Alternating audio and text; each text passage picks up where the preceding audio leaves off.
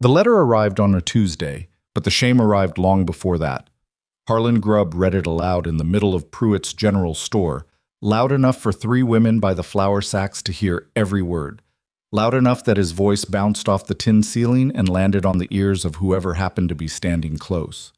He held the envelope like evidence at a trial, pinched between two thick fingers, tilted toward the light as though the words inside required witnesses. Seeking a capable man of good standing, he read, dragging out each syllable with the slow pleasure of a man who enjoyed other people's embarrassment. Mercer Ranch, Red Rock, Wyoming territory. Will provide room, board, and a fair arrangement to a woman of honest character willing to work. Harlan lowered the letter and looked around the room. A fair arrangement. He laughed once, short and ugly. That's what Silas Mercer is calling it now. A fair arrangement, like ordering a plow or a sack of seed. Man can't even raise his own children, couldn't keep one wife alive. Now he's mailing off for another one. Nobody corrected him. Nobody told him to put the letter down. That was the moment Maeve Holloway should have turned around and gone back to Ohio. She didn't. She had read the advertisement 3 times before she answered it. The first time, she told herself it was curiosity. The second time, she told herself she was being foolish.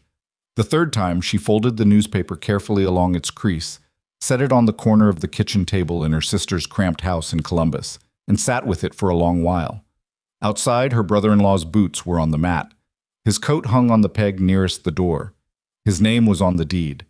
Everything in that house, the lamp, the wood stove, the chair she was sitting in, belonged, in some arrangement that was perfectly legal and perfectly clear, to a man who had made it understood, without ever saying it plainly, that Maeve's presence was a burden he was carrying out of obligation to his wife.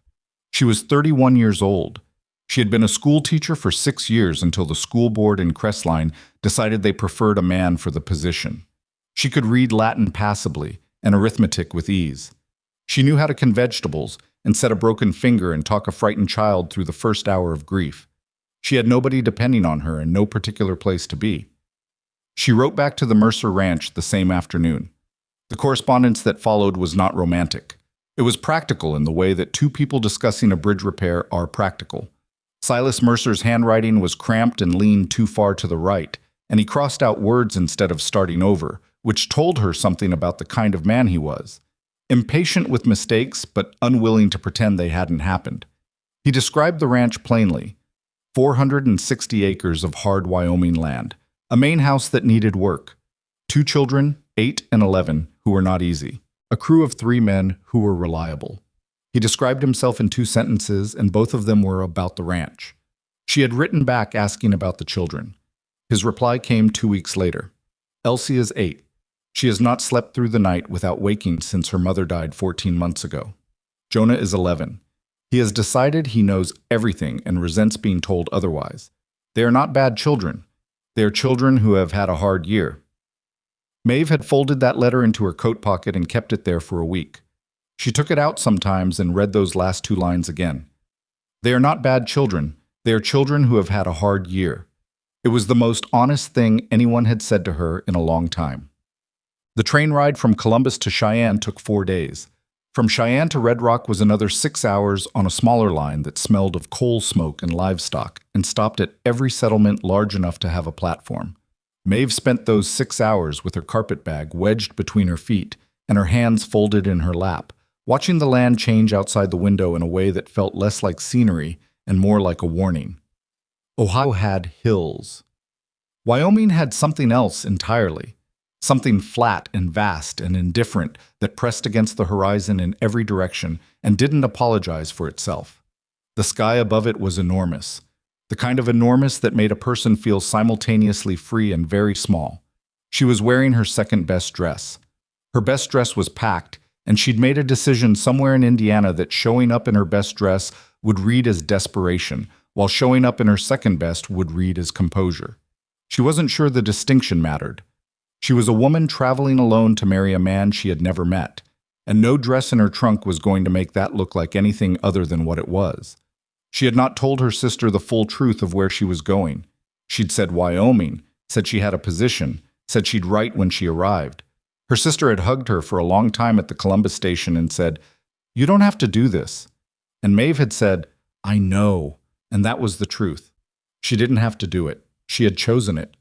There was a difference, and the difference mattered, even if she was the only one who could feel it from the inside. The train stopped at Red Rock at 2:30 in the afternoon. The platform was not what she'd imagined.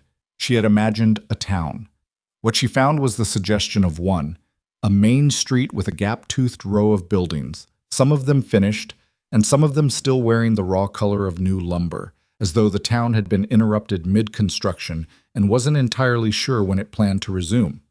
There was a general store, a livery, something that might have been a hotel if you were charitable about it, a post office, and at the far end of the street, an establishment with a painted sign that read Pruitt's, which she would later learn was the gravitational center of Red Rock's social life. She stood on the platform with her carpet bag and her trunk and looked for a man who fit the description she'd been given: tall, dark coat, likely bringing a wagon. What she found instead was trouble, and it found her first. She heard the voice before she saw him. Harlan Grubb, she didn't know his name yet, was standing near the livery with two other men, and he was watching her the way a man watches something he's already decided to have an opinion about. "That her?" one of the men said. "Has to be," Harlan said. "Silas's mail-order bride." He said the last two words the way you'd say something you'd scraped off your boot. "Look at that bag. Woman shows up to a cattle ranch with a bag that size. She's going to be a lot of use in a blizzard." The other men laughed. Not all of them, but enough. Maeve heard every word. The platform was not large, and the afternoon was not loud, and Harlan Grubb had not been making any effort at privacy. She kept her eyes forward and set her carpet bag down with a small, controlled motion, and she breathed in once through her nose and told herself, "You've handled worse than this, and you have handled it without making a scene, and you will handle this the same way." She almost believed it.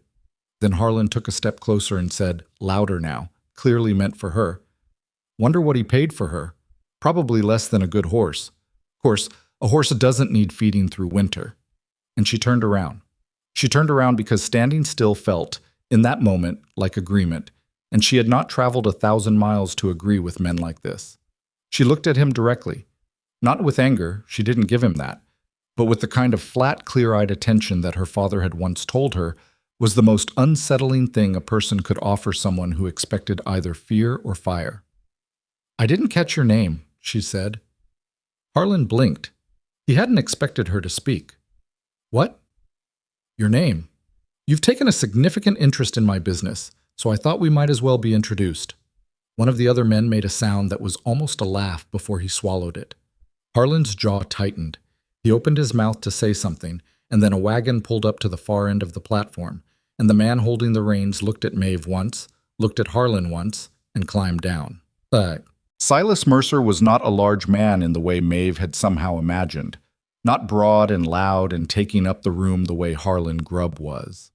He was lean, the kind of lean that comes from years of work rather than any shortage of appetite. He had a weathered face that was younger than it looked, and dark eyes that moved in quick, assessing arcs before settling, on her, on Harlan, on her again. He didn't say anything to Harlan. He walked to where Maeve was standing, picked up her trunk with one hand, and reached for her carpet bag. She held on to the carpet bag. "I can carry it," she said. "I know you can," he said. "I've got the trunk." He was already walking back toward the wagon. She followed. Behind them, she heard Harlan Grubb say something under his breath, and heard the other men's laughter, and kept walking. When they reached the wagon, Silas loaded her trunk into the back with a straightforward efficiency that suggested he had no desire to make a production of anything. He climbed up to the bench, and she climbed up beside him, arranging her skirt with the particular concentration of a woman who is not going to let anyone see that her hands are shaking slightly. They drove in silence for a few minutes before Silas said, "You made it. That's what matters." He wasn't looking at her. He was watching the road. But there was something in the way he said it, no performance, no reassurance, just a plain statement of fact, that loosened something in Maeve's chest that had been tight since Columbus.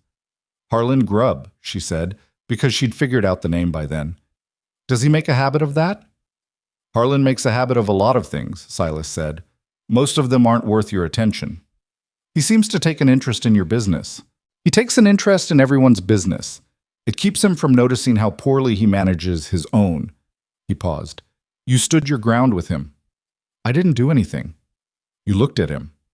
There was something quiet in Silas Mercer's voice then. Not admiration exactly, something more like recognition. Most people look away. She didn't say anything to that. They drove on toward the ranch. The children were waiting on the porch. Jonah stood at the top of the steps with his arms crossed and the expression of someone who has made a decision in advance and is committed to it.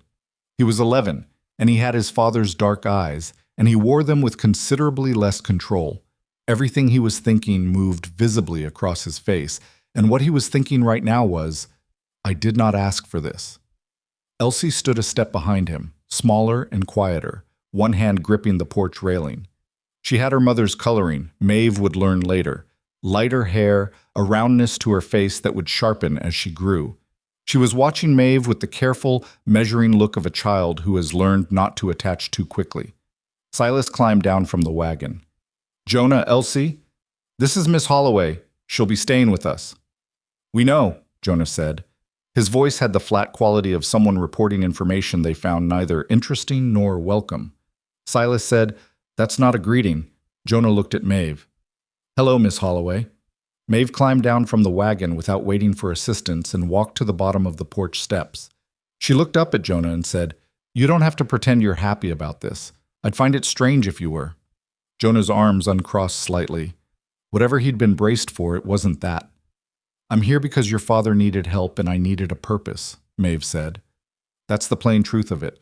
I'm not here to replace anyone, and I'm not here to make you call me something you're not comfortable calling me. We can figure out what this is as we go. Jonah stared at her for another moment. Then he nodded once, the way a person nods when they're not agreeing but they're at least willing to hear the rest of the argument. Elsie, very quietly, from her position behind her brother, said, Are you scared? The question caught Maeve off guard. She looked at the little girl and considered the honest answer. A little, she said. Elsie seemed to find this satisfactory.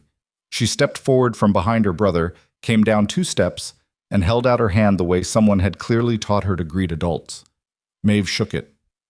I'm Elsie, the girl said. I know, Maeve said. I've been looking forward to meeting you, Dad. The house was bigger than she'd expected and in worse condition than she'd hoped. Not unlivable, far from it, but the kind of place where maintenance had been deferred in the way that things get deferred when a family is working through grief, and there aren't enough hands and the list of things that need doing is longer than the day. The kitchen was functional, the main room was solid, the floors were warped in 2 places near the back hallway. One window in the room she'd been given had a crack in the glass that someone had sealed with dried putty, which was doing its job, but barely. She didn't say any of this. She unpacked what she needed for the first night and left the rest for morning. Dinner was a quiet affair. Silas cooked. She hadn't expected that, and she noted it. A simple but competent meal of salted beef and potatoes, and something that might have been called gravy on a generous day. Jonah ate without speaking. Elsie pushed food around her plate, and then, when she thought no one was watching, ate most of it. The 3 ranch hands, a weathered older man named Colby, a younger one named Pete, and a quiet man called Dutch, who seemed to communicate primarily through nods, ate at the far end of the table and made no effort at conversation. After dinner, Maeve washed the dishes. Silas dried them, which she also hadn't expected. You don't have to do that, she said. I've been doing it for 14 months, he said. It doesn't bother me. They worked in the particular silence of 2 people who don't yet know each other but are trying to figure out whether they're comfortable not talking. After a while, Maeve said, The children, does Jonah always lead with resistance, or is this special occasion? The corner of Silas's mouth moved. Not quite a smile. He's been like that since his mother got sick. He decided if he stayed angry, it would keep things from getting worse. Did it work? No, she agreed. He set a plate on the shelf. He'll come around. Or he won't. He's 11. He still thinks his feelings are facts. Don't we all sometimes? Silas looked at her for a moment. It was the first time since the platform that he'd looked at her directly rather than at the middle distance. Whatever he saw, he didn't share his conclusion. He hung the drying cloth on its nail and went to check on the horses. The first nightmare came at 2 a.m. Maeve heard it through the wall, a high, wordless sound that built from quiet to frightened before breaking off, followed by the heavier footsteps of someone who'd been awake. She lay still and listened and heard Silas's voice, low and steady, the particular tone of a person talking a child back from wherever dreams had taken her. She did not get up. It was not her place. Not yet. And she understood the geometry of grief, that there were territories that belonged to someone else, and stepping into them uninvited, however good your intentions, could do damage. She lay in the dark and listened to his voice quiet the child, and then quiet itself. And then the house went still again. She didn't sleep for another hour. She spent that hour thinking about what she'd gotten herself into. Not with regret, she'd made her calculation clearly before she'd accepted, but with the clarity that comes at 2 in the morning when you're in an unfamiliar house in Wyoming with a cracked window and a man you've known for 6 hours and 2 children who are watching you for evidence of something they haven't been able to name yet. She was not a romantic. She had not come here because she believed love would find her on the frontier, or because she'd read too many dime novels, or because she was naive about what the arrangement actually was. She had come because she was capable of being useful, and because being useful in a place where it mattered seemed, on balance, better than existing politely in her brother-in-law's house in Columbus. She had told herself that. She had believed it. She was still not entirely sure it was enough. The first week unfolded with the particular rhythm of a household finding its footing. Maeve was up before anyone else each morning, not from virtue, but from habit. Years of teaching had trained her body to wake before the bell, and old habits held. She started the kitchen fire, put on coffee, and had the first tasks underway before Silas and the hands came in from the early chores. On the third morning, Colby stopped in the doorway on his way through and said, "Biscuits," with something approaching wonder, and she took that as a measure of how things had been going before she arrived. On the fourth morning, Jonah came in early, still in the defensive posture that seemed to be his default setting, and stood watching her work for a moment before saying, "You put too much salt in the cornmeal." She looked at him. "You want to show me how much is right?" He blinked. He hadn't expected to be invited. He hesitated long enough that she could see him weighing whether accepting was some kind of surrender, and then he came around the table and measured the salt for her. His amount was, she noted privately, exactly the same as hers. She didn't tell him that. "Thank you," she said. He went back to his chair. But he stayed in the kitchen, which was new. Elsie was different, less armored, but more careful. She watched from corners and doorways, the way children watch when they've learned that the adults in a room can change without warning. She accepted Maeve's help with her hair on the 5th morning without being asked, and sat very still while Maeve worked through a tangle with the patience of someone who had done this before, and said afterward, "My ma used to do it harder." "Everyone has their own way," Maeve said. "What's yours?" "Slower," Maeve said. "I figure it hurts less." Elsie seemed to file this information carefully. "My ma was fast because she had a lot to do," she said, and there was no accusation in it, only fact. An 8-year-old's theology of a parent. My mother did things a certain way because she had reasons, and the reasons were good. "That sounds right," Maeve said. "Boss." On the 6th day, she found the fence.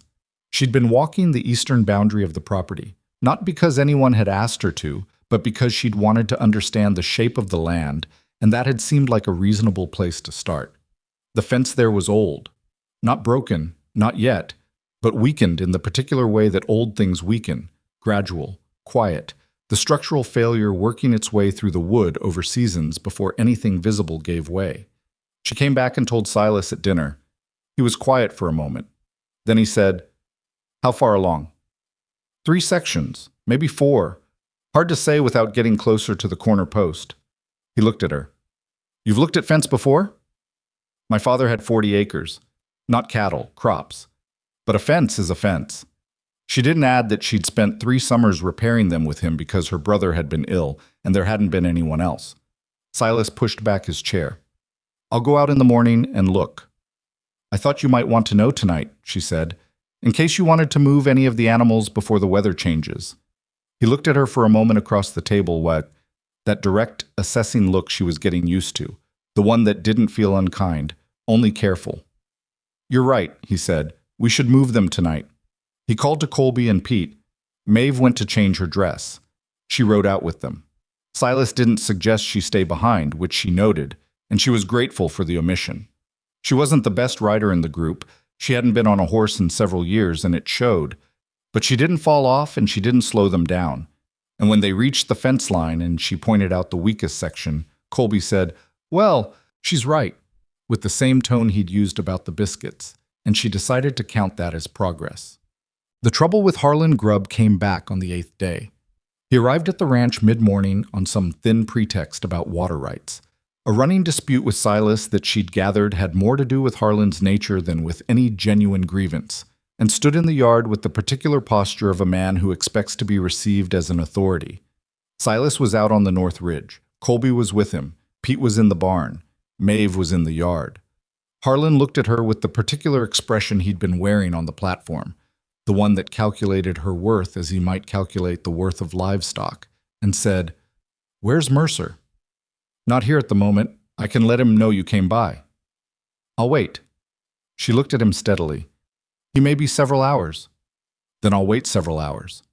He looked around the yard, taking inventory of things with his eyes, and the way she was beginning to understand was less about seeing and more about making clear that he was the kind of man who could look at whatever he pleased, wherever he pleased.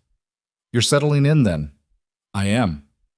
"Mercer's done a lot of things I thought were foolish," Harlan said, conversationally, the way a man talks when he's decided the person he's addressing doesn't quite count as a full participant in the conversation. "But I'll say this surprises me. Bringing someone all the way from Ohio to cook." He paused to let that land. "Must be expensive, keeping a cook on wages. Though I suppose with an arrangement like yours, it's not exactly wages, is it?" Maeve looked at him for a long moment. "Mr. Grubb," she said, "I've met men like you before. You make an art of saying things that can't quite be confronted directly, words that sit in the room and do their damage while you stand there looking innocent of them. It's a particular kind of cowardice. I've never found it impressive." Harlan's face went hard. "You'd better watch how you talk to—" "I'll tell Silas you were here," she said. "Is there a message about the water rights, or was this social?" He stared at her for a moment. Then he turned and walked back to his horse and rode out without another word. Maeve stood in the yard and waited until he was past the gate, and then she let out a long, controlled breath through her nose and went back inside. That afternoon, when Silas came in from the North Ridge, she told him Harlan had come by. She didn't tell him what had been said. Silas listened, nodded, and said, "I'll go talk to him tomorrow about the water rights. The claim he's making doesn't hold up, but it'll go easier if I go to him." "All right," she said. He started toward the barn door and then stopped, turned back. "You all right?" "Fine," she said. "He's exactly the kind of man I thought he was. That's not a surprise." Silas looked at her for a moment. There was something in his expression she couldn't quite read. Not quite concern and not quite something else. He nodded once. "He's not as dangerous as he acts, but don't be alone with him." "I won't," she said. He went to the barn. She went to the kitchen and stood at the window for a moment before she started on supper. The land outside was enormous and still, and the sky above it was doing something complicated with the light, the way Wyoming skies did in the late afternoon. Colors that didn't have names in Ohio, gradations of orange and copper, and a deep bruised purple along the western edge that looked like something a painter would be called a liar for attempting. She'd started to understand why people came here, why they stayed, not despite the difficulty, but alongside it. Because the land made the difficulty feel proportional somehow, like whatever hardship you were carrying was at least being carried in a place big enough to hold it. She stood there a few minutes longer than she needed to. Then she started on supper. Bokeh. On the 12th day, a steer went missing. It was Pete who noticed it first, and Pete who came to Silas, and Silas who came in from breakfast looking at the ground in the way he had when he was calculating something. The ranch hands rode the lower pasture. They checked the creek line. They found where the fence had given, not the section Maeve had identified, a different one, further north. And they found where the steer had gone through, and then they lost the track in the rocky ground above the gulch. Maeve had come out to see what the commotion was. She stood at the edge of the yard and watched the men ride back in looking frustrated, and listened to Silas explain the problem to Colby in the clipped, practical sentences he used when he was working through something. She looked at the ground. She looked at the direction they'd come from. She looked at the light and the angle of the shadows, and the particular way the grass was disturbed in the patch, just south of the gate. "The track goes the other way," she said. Silas looked at her. What? Look at the grass by the south gate. Something heavy moved through there in the last few hours. The blades are still down. He looked at the gate. He walked over to it, crouched, examined the grass. He looked up at her. How did you— My father hunted, she said simply. He made me learn the land the same way he did. You read the ground, not the sky. Silas stood. He looked at Colby. Colby shrugged the particular shrug of a man who is not too proud to defer when something makes sense. They rode south, following what Maeve had pointed to. They found the steer in a rocky gulch half a mile south, wedged in a low depression between two outcroppings, unhurt but immovable on its own, bellowing its complaint at the rocks around it. Getting it out took 2 hours and a significant amount of creative language from Pete, but they got it out. On the ride back, Silas came up beside Maeve's horse. She was riding the gray mare, the calmer of the two available to her, and managing it adequately, if not elegantly. You didn't say anything when we came back empty-handed, he said. It wasn't my place to. You noticed something we missed. I was standing in a different spot. He was quiet for a moment. The horses moved steadily through the afternoon grass. Where I come from, he said eventually, people who notice things usually speak up. Where I come from, she said, people who speak up before they're invited to get told they're overstepping. Silas turned his head and looked at her. She met his eyes. This isn't where you come from, he said. It wasn't quite an invitation, and it wasn't quite a correction. It was something in between, an opening, maybe, a small unlocking.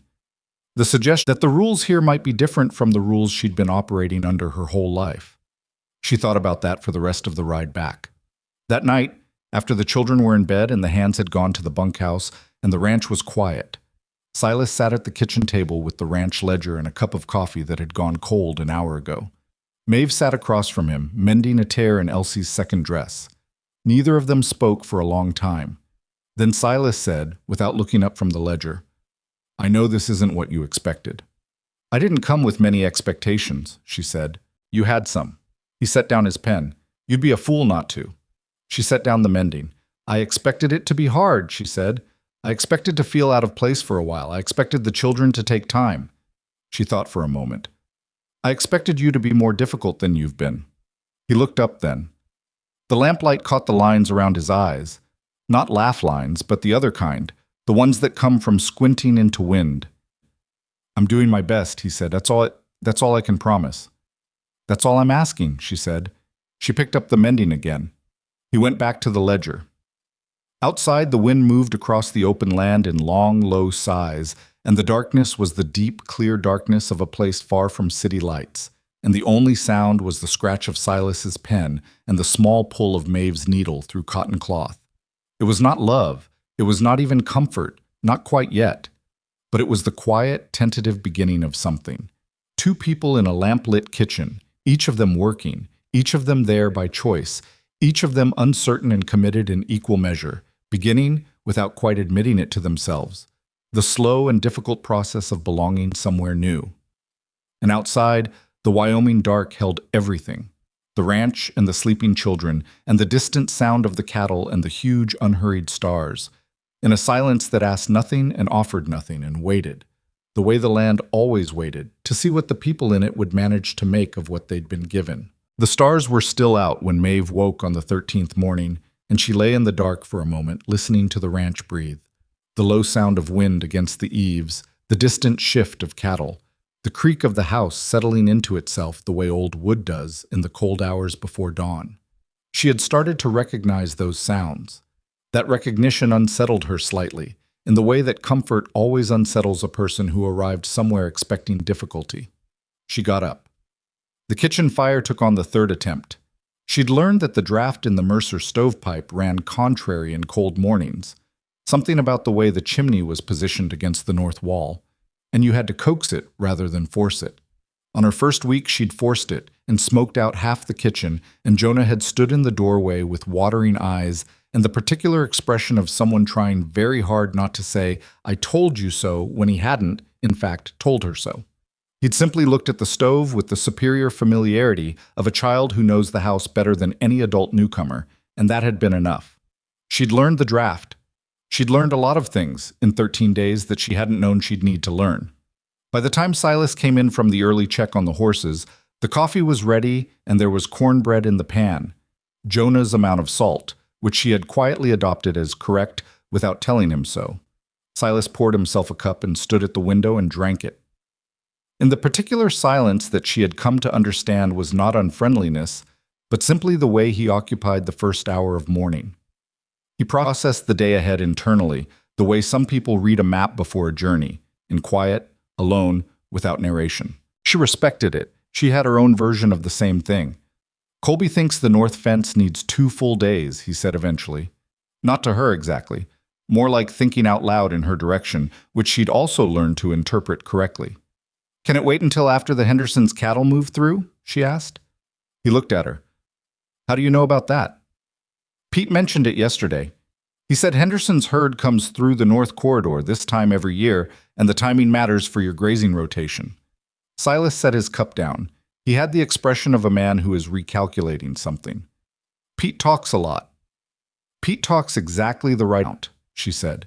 He's filling me in so I can be useful. That seems sensible. Silas looked at her for a moment without speaking. Then he picked up his cup again. The fence can wait 4 days, he said. Not longer. Then we have time. He went back to the window. She turned the cornbread. It was the kind of conversation that would have meant nothing to an outside observer, practical, brief, about fence posts and cattle timing. But Maeve understood, in the careful way she'd been understanding things since she arrived, that something in it mattered. He had not dismissed her question. He had not explained that this was ranch business, and therefore outside her concern. He had answered her as though her question was a reasonable one from a person whose input was worth considering. That was not nothing. In Maeve's experience, that was, in fact, quite a lot. The children came down for breakfast in their usual order. Jonah first, still half asleep but unwilling to appear it, and Elsie behind him with her hair in the loose braid she'd started doing herself after watching Maeve do it twice. The braid was uneven. Maeve noticed and said nothing. Jonah sat down and pulled the cornbread toward him and said, without looking up, "You burned the edge." "I did," Maeve agreed. "The draft ran cold this morning. The left side of the pan runs hot when that happens." A pause. Jonah ate the cornbread. "You should put the pan in at an angle, left side back." "Show me tomorrow," she said. He looked up then, the way he always looked up when she said something he hadn't expected, which was with a combination of suspicion and something that was slowly, reluctantly, becoming interest. He nodded, went back to eating. Elsie, who had been watching this exchange, reached quietly across the table and took a piece of cornbread and said to no one in particular, "I like the burned part." The social life of Red Rock arrived at the Mercer Ranch on a Thursday in the form of Clara Whitfield.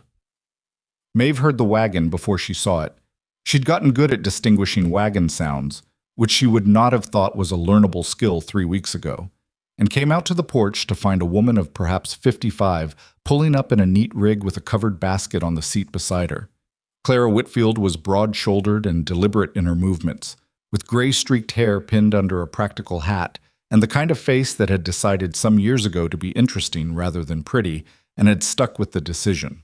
She climbed down from the rig with the ease of someone who'd done it 1,000 times, and looked at Maeve with open, uncomplicated curiosity. "You're the Holloway woman," she said. "I am," Maeve said. "And you're—" "Clara Whitfield. My husband runs the feed and grain on the south end of Maine. I've been meaning to come out for 2 weeks, and I kept finding reasons not to, which I've decided to stop doing." She held up the basket. "Preserves and some dried apple. The apple's from last year's store, but it's good." Maeve held open the door. "Come in." Clara came in and looked around the kitchen with the practiced assessment of a woman who has seen many kitchens and can read them the way a doctor reads a face.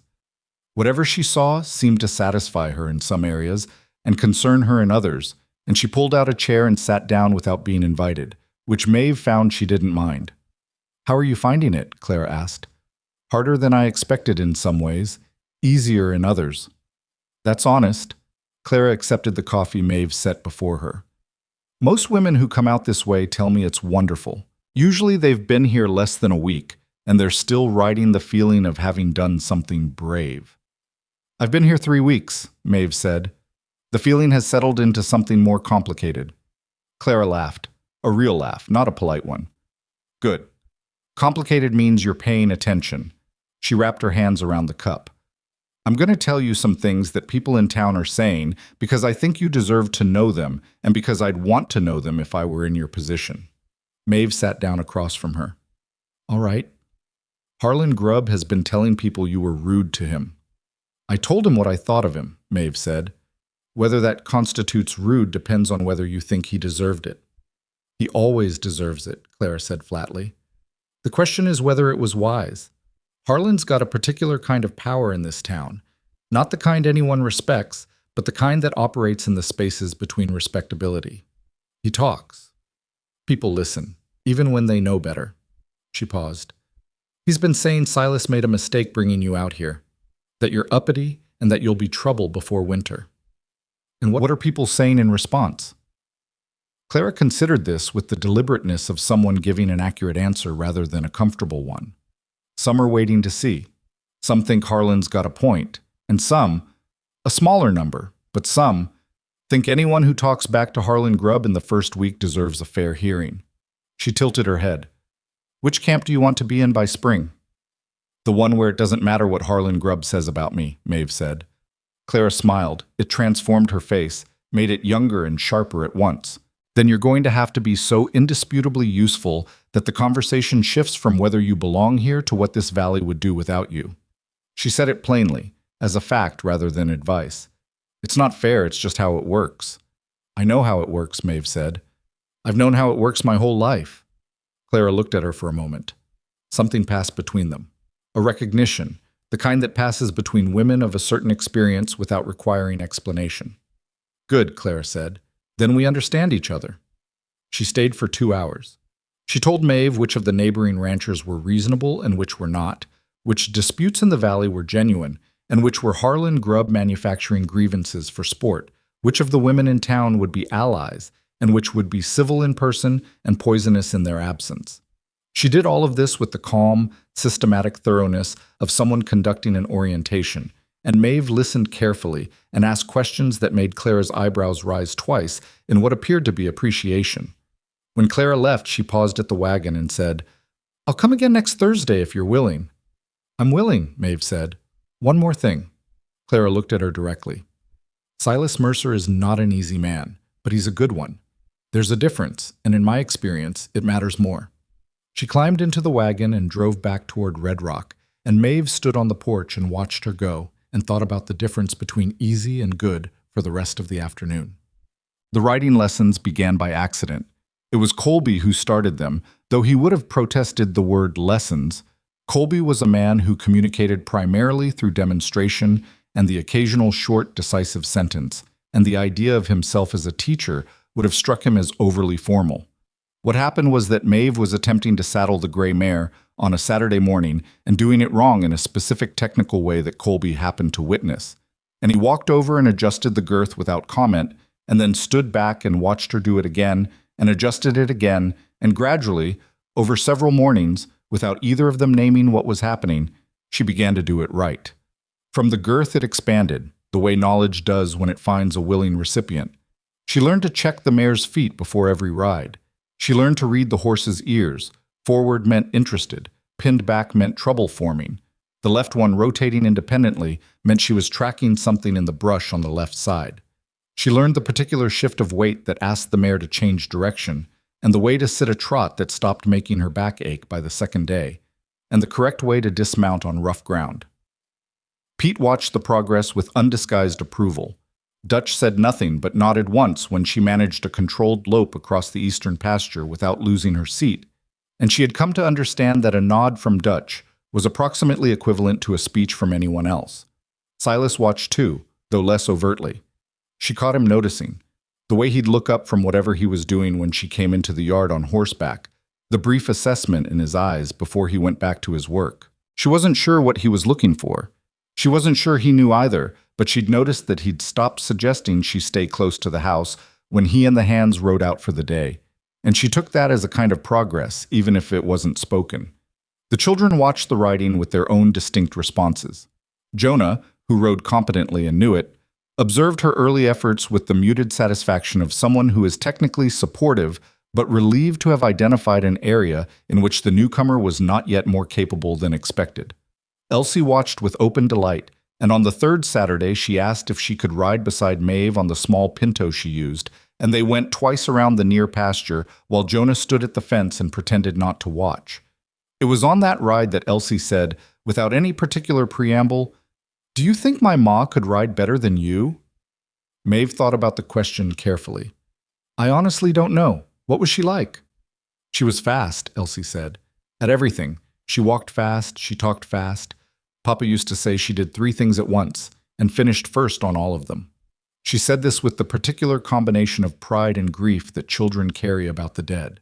The fact of the person preserved in its best form, burnished by loss. She was really loud when she laughed. "She sounds wonderful," Maeve said. She was. A pause. "Are you going to be like her?" Maeve kept her eyes on the path ahead. "No," she said. "I'm not going to be like her. I'm going to be like me." Elsie thought about this. "What's that like?" "Slower," Maeve said, "and probably quieter when I laugh, but I'm working on it." Elsie didn't say anything for a moment. Then she nudged her pinto into a slightly faster walk and said, "I think slower is okay sometimes."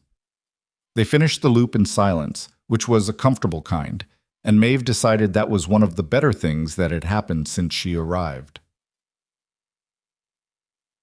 The trouble with Harlan Grubb's water claim came to a head on a Wednesday morning when 2 of his ranch hands arrived at the Mercer property line and began staking markers along the creek that ran south of the Mercer grazing land.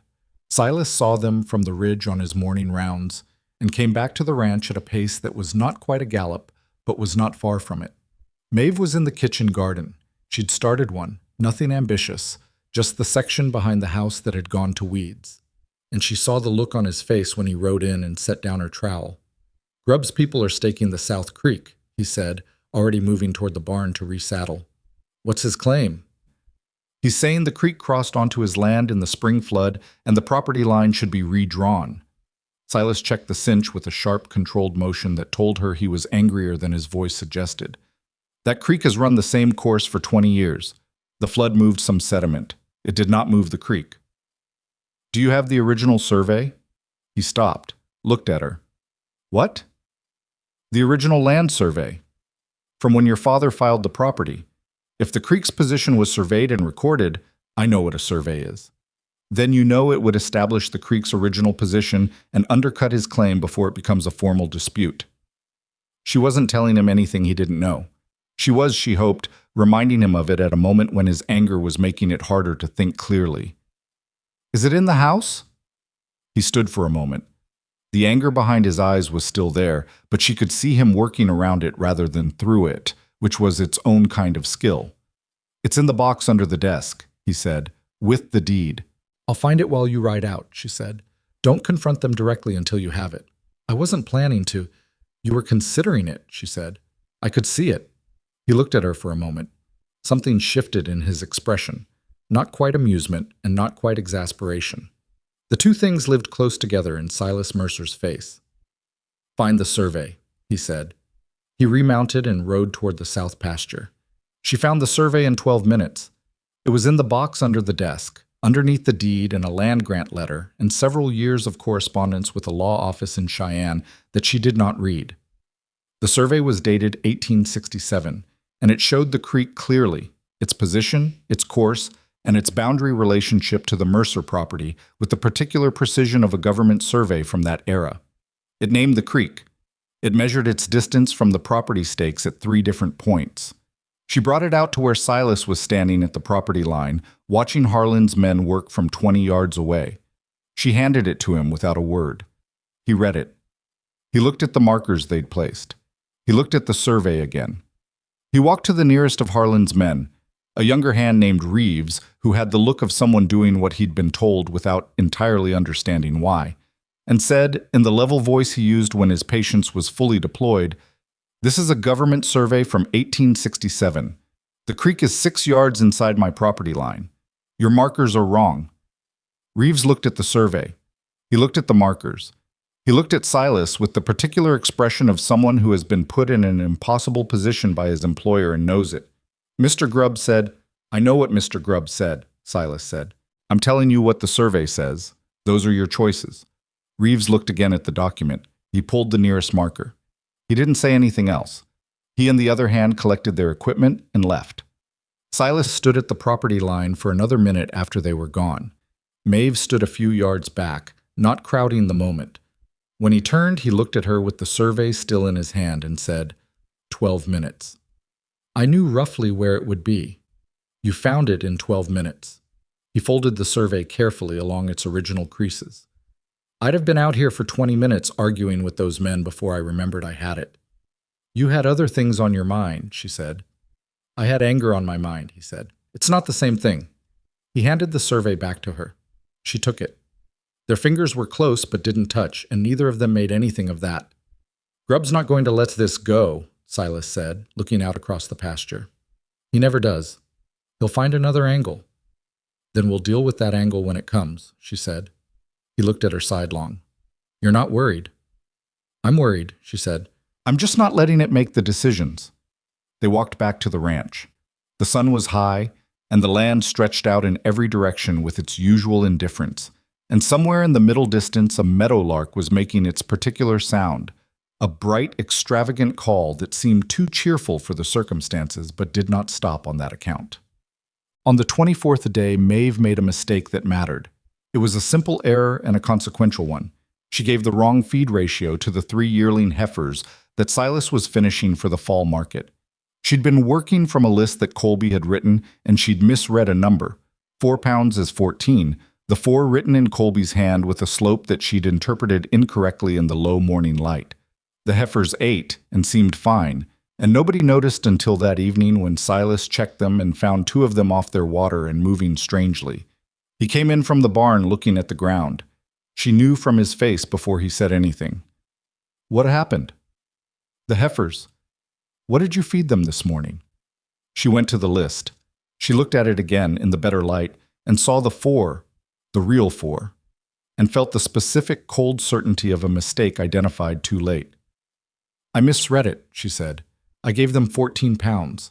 I thought it was 14. Silas closed his eyes for a moment. Not in anger, or not only in anger, in the particular expression of a man absorbing a blow he needs a second to incorporate. I'm sorry, she said. I was certain I was reading it correctly. I should have asked. He went back out to the barn. She followed him. They spent 3 hours managing the heifers, Silas quiet and methodical, Maeve doing exactly what he told her without comment or defense, because there was no defense and she knew it. By 10 o'clock, 2 of the heifers were stabilizing. The third was still uncertain. When they finally came in from the barn, Silas sat down at the kitchen table with his hands flat on the wood and looked at nothing for a moment. She sat across from him. Will they be all right? She asked. Probably, he said. Probably is not the same as certainly. No, she said. It's not. He looked at her. You should have asked Colby if you weren't sure. I know, she said. I was trying to manage things without asking every question. I thought I could read the list. I was wrong. He looked at her for a long time. She held the look because looking away felt like another kind of wrong. I'm not going to tell you it doesn't matter, he said finally. I'm not asking you to. But I'm also not going to pretend you did it carelessly, he said. You made a mistake. It happens. He said it the way he said most things, plainly, without cushioning it, but without weaponizing it either. The ranch makes its own mistakes. The difference is when a person learns from it and when they don't. I'll learn from it, she said. He nodded once. He got up and poured himself a cup of coffee that was hours old and didn't seem to notice or care. He drank half of it standing at the counter. The heifers are going to need someone to sit with the sick one tonight, he said. I'll take the first watch. I'll take the second, she said. He didn't argue. He went to sit with the heifer. She washed the cups from the day and then sat at the table and sat with the mistake for a while. Not flagellating herself over it, that didn't help anyone, but looking at it honestly, the way her father had taught her to look at the things she'd gotten wrong. You find the error. You understand how it happened. You change the thing that let it happen. You don't make the same error twice. She'd misread the number because the light was poor and she'd assumed rather than confirmed. The fix was better light or confirmation. Both were easy. Neither was available at 2 in the morning when the error was already done. She took the second watch at 3 in the morning. Silas came in, reported the heifer was holding steady, and went to bed. She went to the barn and sat in the clean hay beside the stall and watched the animal breathe in the particular steady rhythm of something that is not well but is not giving up. And the night passed slowly in the way that barn nights do, full of small sounds and animal warmth and the slow turn of the dark toward a gray that was not yet dawn but was no longer fully night. By morning, all 3 heifers were eating. She told Silas at breakfast. He said, "Good," and passed the cornbread. Jonah, watching this exchange, said nothing, which was its own kind of progress. The break she hadn't seen coming arrived on a market day in Red Rock, 5 weeks after she'd stepped off the train. Silas had taken the wagon in for supplies, and Maeve had gone with him, her first time back to town since her arrival, and she was aware, in the way you are aware of a room that has been discussed before you entered it, that her presence was being noted. She could feel eyes move across her as she walked from the wagon to Pruitt's general store, and she kept her posture level and her face neutral and did not look for the eyes. Inside the store, she was working through Silas's supply list when she heard a voice she recognized. A woman she'd come to understand was named Nora Tillman, wife of one of the larger landholders in the valley. A woman of careful social positioning who managed her relationships in town with the deliberate calculation of someone playing a long game. Nora was talking to another woman near the fabric bolts, and she was doing what Clara had warned Maeve about, the particular kind of talking that carries across a small room without appearing to be aimed at anyone. "Of course she's managing the house," Nora was saying. "That's what she was brought for. The question is whether Silas can be serious about a woman who arrived with a carpet bag. You bring a woman like that into a ranch, you're not bringing a partner, you're bringing help." The other woman murmured something. Nora continued, "I'm not saying anything unkind, I'm saying what everyone's thinking. She's capable enough for the current arrangement, but capability and suitability aren't the same thing. By spring, when the real work starts—" "Mrs. Tillman," Maeve said. She hadn't planned it, or rather, she had not made the decision consciously. Her mouth had made it slightly ahead of her judgment, which was the kind of thing that happened when a limit was reached. She turned from the supply shelf and looked at Nora Tillman directly. Nora turned and, to her credit, did not look ashamed. She looked, if anything, slightly pleased at the confrontation, the expression of someone who has been trying to provoke a response and is gratified to have succeeded. "Miss Holloway?" she said pleasantly. "Mrs.," Maeve said. "We haven't been formally introduced, but I know who you are, and I think you know who I am, and I've heard enough of that conversation to understand what it is." She kept her voice even. She was not going to be angry. Anger would give Nora exactly what she wanted. "I came to Wyoming with a carpet bag because I own 1 carpet bag and 1 trunk. What I brought with me is my own business. What I've done since I arrived is between me and the Mercer Ranch." She looked at Nora steadily. "If you have concerns about my suitability, I'd rather you raise them with Silas directly. That seems more honest than this." The store had gone quiet. Maeve was aware of this, and aware that she had now made herself a very visible target for whatever Nora Tillman decided to do with the moment. Nora looked at her for a long beat. Then she smiled, a different smile than before, something more genuine behind it, or at least more complex. "You've got nerve," she said. "I'll give you that." "I'm trying to be honest," Maeve said. "Nerve is just what it looks like from the outside." She turned back to the supply list. Her hands were steady, which she was grateful for because the rest of her was not entirely. Behind her, she heard Nora say to her companion, quietly, but not inaudibly, "Well, maybe Silas knows what he's doing after all." It was not absolution. It was not even acceptance. But it was the first hairline crack in a wall that Maeve had understood from the beginning was going to take time and pressure and a great deal of stubbornness to move through. She finished the supply list. She met Silas at the wagon. He looked at her face and said, "What happened?" "Nothing that matters yet," she said. "I'll tell you on the way back." He looked at her for a moment, then climbed onto the bench. She climbed up beside him. The wagon rolled out of Red Rock under a sky going gray at the edges with the first suggestion of an early afternoon front, and Maeve looked at the land opening up ahead of them and thought about what Clara had said. Be so indisputably useful that the conversation shifts. She was working on it. That was the most she could say.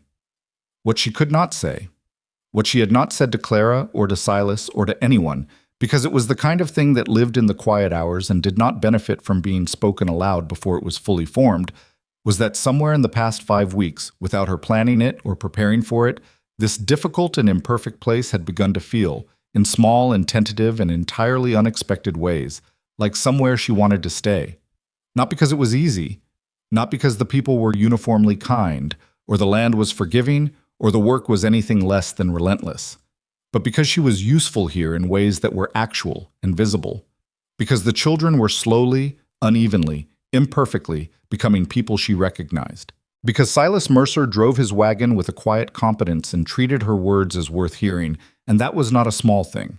That was, in her experience, a relatively rare thing. She wasn't going to say any of this. She was going to go home and start supper, and sit with the children while they did their lessons, and check on the third heifer one more time before dark. And tomorrow she would learn whatever the day required her to learn, because that was what the work was. And the work, she had decided, was worth doing. The first drop of rain hit the wagon board as they crossed the last ridge before the Mercer property. Silas looked up at the sky and said, "That's coming in faster than I thought." "I can see it," she said, looking at the front building from the west. Dark and purposeful, moving the way Wyoming weather moved, without apology and without much warning. She noted the direction of the wind. She noted how the horses were holding their ears. She looked at the sky and then at the horizon and then at the sky again, the way her father had taught her to read a front, not for what it was right now, but for what it intended to be in an hour. What it intended, she thought, was considerable. "We should get the horses in before it breaks," she said. "Already thinking it," Silas said, and pushed the team to a trot. Above them, the sky continued its quiet preparations, assembling itself into something that would, within hours, become the worst night the Mercer Ranch had seen in years, though neither of them knew that yet, which was the particular mercy of the ordinary moments that come just before everything changes. The rain arrived ahead of schedule, the way bad weather always does when you've just decided you have enough time. They got the team into the barn with 20 minutes to spare, and in those 20 minutes the sky went from gray to the particular greenish dark that Colby, unhitching the horses with the calm efficiency of a man who'd seen this before, called a working storm. Not a phrase meant to reassure, a phrase meant to be accurate. "How bad?" Silas asked him. Colby looked at the western sky for a moment. "Bad enough," he said, and went back to the horses. Maeve had been in Wyoming long enough to understand that Colby's economy of words operated on a scale. The fewer he used, the more serious the situation. Bad enough from Colby was the equivalent of a detailed warning from anyone else. She went inside and got the children. Jonah was at the kitchen table with his arithmetic. Elsie was somewhere in the back of the house doing something that involved periodic thumping sounds that Maeve had learned to accept as benign. She called them both to the main room and built up the fire and brought in the extra wood stacked on the side porch while there was still time to do it without getting soaked. Jonah helped with the second load without being asked, which she noted privately as the kind of progress that didn't announce itself. "Is it bad?" Elsie asked from the window. "Colby thinks so," Maeve said. Elsie accepted this with the seriousness it deserved. She'd grown up on this ranch. She knew what Colby's assessments meant. Silas came in from the barn at 5 o'clock, water already beading on his coat. He looked at the fire, looked at the wood stacked by the wall, looked at Maeve. Something moved across his face that might have been relief and might have been something quieter. "I need to check the north fence line before it gets dark," he said. "The section we repaired last week. If it goes in this kind of rain—" "How long?" Maeve asked. 2 hours. Maybe less. He was already pulling his coat tighter. "I'll take Colby." "Pete's in the bunkhouse," she said. "He should check the south drainage. If that culvert backs up in a storm this size—" "I know about the culvert," he said. Then, "You're right. I'll send him." He went back out. She heard him crossing the yard, heard the bunkhouse door, heard voices. She stood at the kitchen window and watched the sky do its work. The darkness building from the west with the organized momentum of something that had been planning this for days. The first real crack of lightning came at 6. Elsie grabbed Maeve's arm at the sound, not with panic but with the instinctive need of a child for something solid, and Maeve put her hand over the girl's without comment and kept watching the window. Jonah sat very straight and pretended the thunder hadn't made him flinch, which it had. "It's loud," Elsie said. It is, Maeve agreed. Is Papa coming back? He said 2 hours. Elsie looked at the window. He said that before it got loud. Maeve did not say, yes, and that concerns me too. She said, your father knows this land better than anyone. He'll be careful. And she meant both things, and she believed one of them fully and the other partly, and she kept her face arranged in a way that conveyed the fuller of the two. By 7, the rain was coming sideways. By 7:30, it was the kind of rain that turns dirt into something between mud and water and makes the distinction academic. Maeve could hear it hammering the roof with the particular force of a storm that is not weather anymore but event.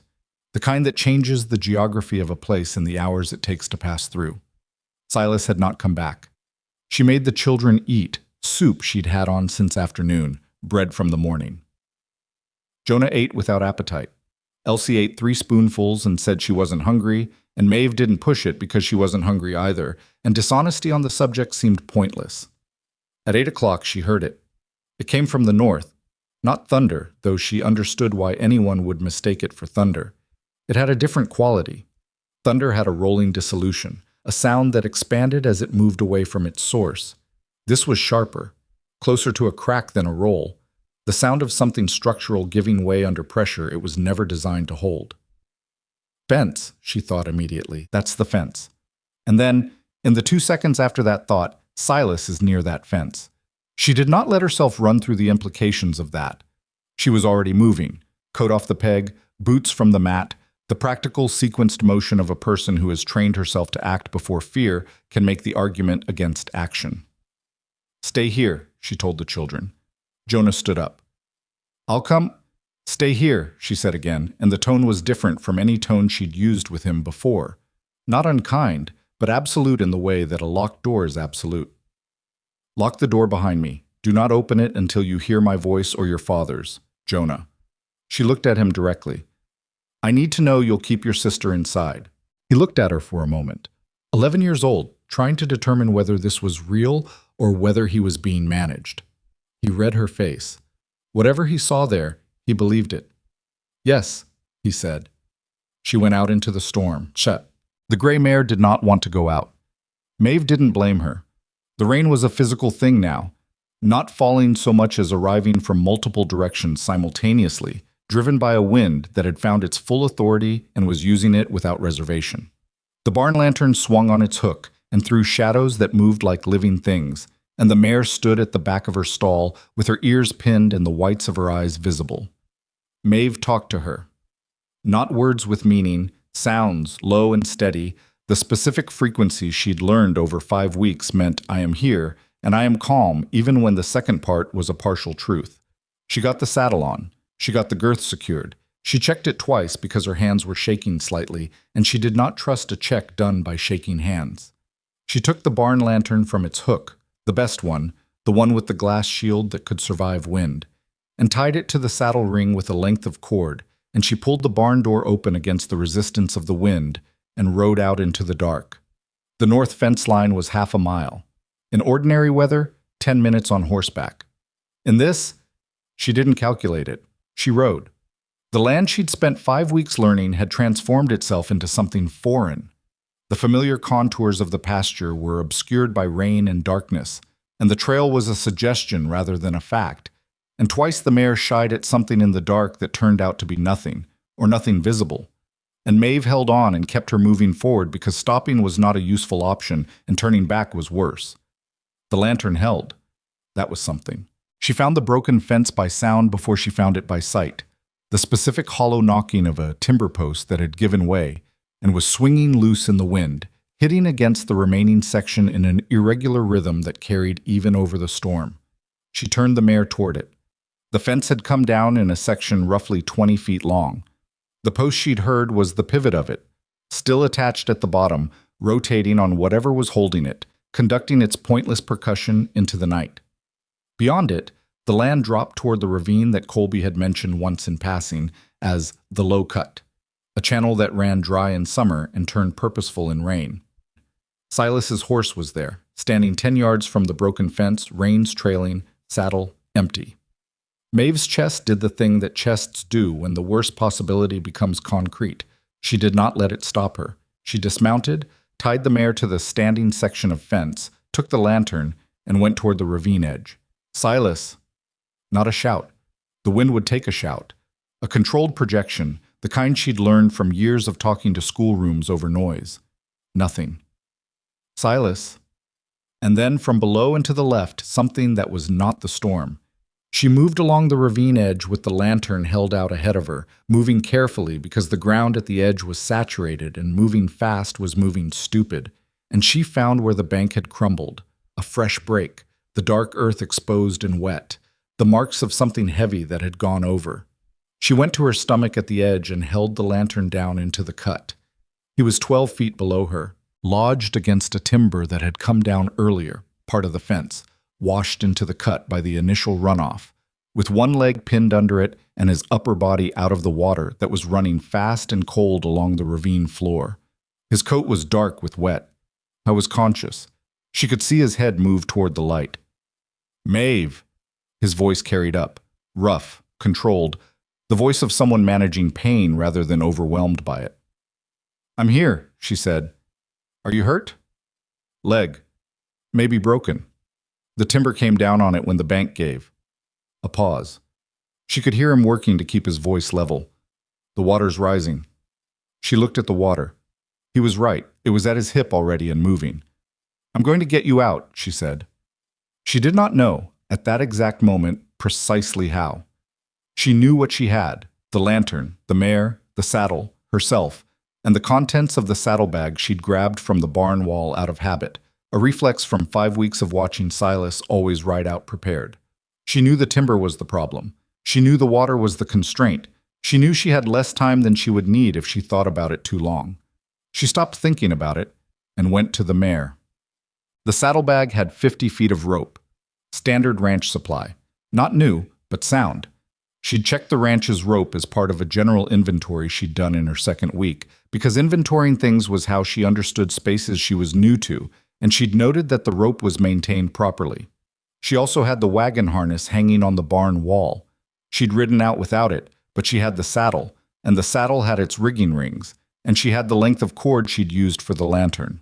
Not enough on its own, but the beginning of a calculation. She tied one end of the rope to the saddle rigging with the knot Colby had shown her for load-bearing work.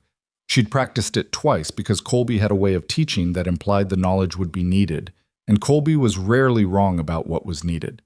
She tied the other end into a loop that could go around the timber. The problem was getting it there. She went back to the ravine edge. I'm going to drop a rope, she told Silas. Can you loop it around the timber? One hand's free, he said. Make it a wide loop. She made it wide. She dropped it. The wind took it twice before he caught it on the third drop. She saw the rope go taut and heard him grunt with the effort of maneuvering it one-handed in the dark and the rising water. Got it, he said. It's seated on the near end. You pull straight west, it should lever. She did the geometry of this in her head. Timber pinning leg, rope on near end, horse pulling west, fulcrum point, and decided it was right or close enough to right that the alternative was worse. She went to the mare. She spoke to the mare. She backed her up slowly, taking the slack from the rope, and the rope went taut, and she asked the mare for more. And the mare, who was a good horse, and had decided by now that the person on her back generally knew what she was doing, gave it. The rope held, the timber moved, not much, an inch, maybe two, and then it stopped. Maeve backed the mare another step, pressing the ask harder, and the mare leaned into it with the particular whole-body effort of an animal that understands it is being asked for everything, and the timber moved again, and then with a sound she felt as much as heard, a groan and a crack and a wet release of mud. It turned on its long axis and lifted from what was holding it. From below, go, move, it's clear. She moved the mare forward, releasing tension, and tied off the rope quickly to give herself both hands. She went back to the edge. Can you move? Working on it. She could hear him, the controlled effort of a person moving a damaged leg through water in the dark. There's a foothold about. Yes, I've got it. Tell me what you need. Rope. Lower it. She lowered the rope's free end, the loop end, still wide, and felt him weight it and backed up again. Not with the mare this time, but with her own body, hand over hand, planting her feet in the saturated earth and pulling. He was not a small man, and the angle was steep, and the mud tried to take her feet twice. She did not let it. His hand appeared at the edge first, then his arm. She dropped the rope and grabbed his wrist with both hands and pulled, and the bank crumbled slightly under her knees, and she redistributed her weight without letting go. And he got one arm over the edge and then the other, and then he was up. Not graceful, not clean, half-dragged and breathing hard, his leg dragging behind him, but up. He lay face down on the saturated grass at the ravine's edge for a long moment. She stayed where she was, on her knees beside him, with mud on both hands and rain running down the back of her neck, and did not say anything because there was nothing useful to say. Then he said, into the grass, "The timber. It moved. You're clear. The mare. She's standing. She's fine." A pause. "You built a pulley." "Close enough to one." He turned his head. In the lantern light, his face was streaked with mud and rain, and there was a cut above his left ear that was bleeding into the wet, and his expression was something she hadn't seen on him before, but not the controlled assessment of their usual interactions, but something rawer, someone who has just understood how close a thing was. "You came out in this," he said. "Yes." "Alone." "There wasn't anyone else," she said. "Colby's on the south section. Pete's at the culvert. The children are locked inside." "You locked them inside." "Jonah's watching Elsie. He'll hold." Silas looked at her for a moment longer, and then he pushed himself up to sitting, which cost him something visible in the set of his jaw. She helped him, one hand under his arm, steady, not making a production of it. He got upright. He stood on one leg and tested the other, and the sound he made was brief and controlled, but told her everything she needed to know about the state of it. "Can you ride?" she asked. "I'm going to have to." "Then let's go before the water gets higher." She helped him to the mare. Getting him into the saddle required 2 attempts and some creative problem-solving around the bad leg. And when he was finally up, he was pale in the lantern light and breathing through his teeth. She tied his horse's reins to the mare's saddle and walked them both back toward the ranch, walking, not riding, because adding her weight to the mare with him already in the saddle on uncertain ground in the dark seemed like one risk too many. The walk back took 40 minutes. The rain did not let up. Neither of them spoke much. There was something about the storm and the dark and the effort of moving through both that made language feel beside the point. She walked, and she watched the ground, and she held the lantern out, and she guided them back through the transformed landscape of the ranch, by the landmarks she'd been memorizing since the first week, the particular rock formation east of the middle pasture, the dry creek bed that ran under the south fence, the lean of the old pine at the northwest corner of the property. She'd been memorizing them because she was methodical by nature and because understanding the land seemed important. She had not been memorizing them for this. But here they were. The light in the ranch house windows was visible from 200 yards, which meant Jonah had kept every lamp lit, which meant he'd been watching for them. When they came into the yard, the front door opened before Maeve could call out, and Jonah stood in the doorway with a lamp in his hand and the expression of a boy who has spent 2 hours being more frightened than he wanted to be. He looked at his father in the saddle. He looked at Maeve. His face did something complicated that ended in something that was not quite composure but was the effort of it. "He needs the doctor," Maeve said. "His leg. Can you get Colby when he comes back?" "Colby's back," Jonah said. "He came back 20 minutes ago. He's in the barn." She could have kissed the boy. She didn't. She moved past him and called for Colby. And Colby came from the barn already reading the situation from Silas's posture in the saddle. And between the two of them, they got Silas off the horse and inside and onto the main room floor while Maeve cleared the settee of its various occupants. A blanket, 2 of Elsie's drawings, a piece of harness that had no business being there, and they moved him to it with the careful teamwork of people who don't need to discuss the process. Elsie appeared from the hallway with the particular silent ghost movement of a child who has been awake and listening for hours. She looked at her father and then at Maeve. "Is he going to be all right?" she said. "Yes," Maeve said. It was the fullest truth she could offer. "You said probably before." "I'm saying yes now." Elsie came and sat beside the settee near her father's hand. Silas, who had his eyes open and was managing his pain with the quiet ferocity of a man who will not show his children how much it costs him, turned his head and said, "I'm all right, Else, I'm all right." Elsie held his hand and did not say anything, which Maeve recognized as the full depth of trust. The child who no longer needed the reassurance because the presence was enough. Colby went for the doctor in Red Rock, a 4-hour round trip in the storm, which he undertook without discussion.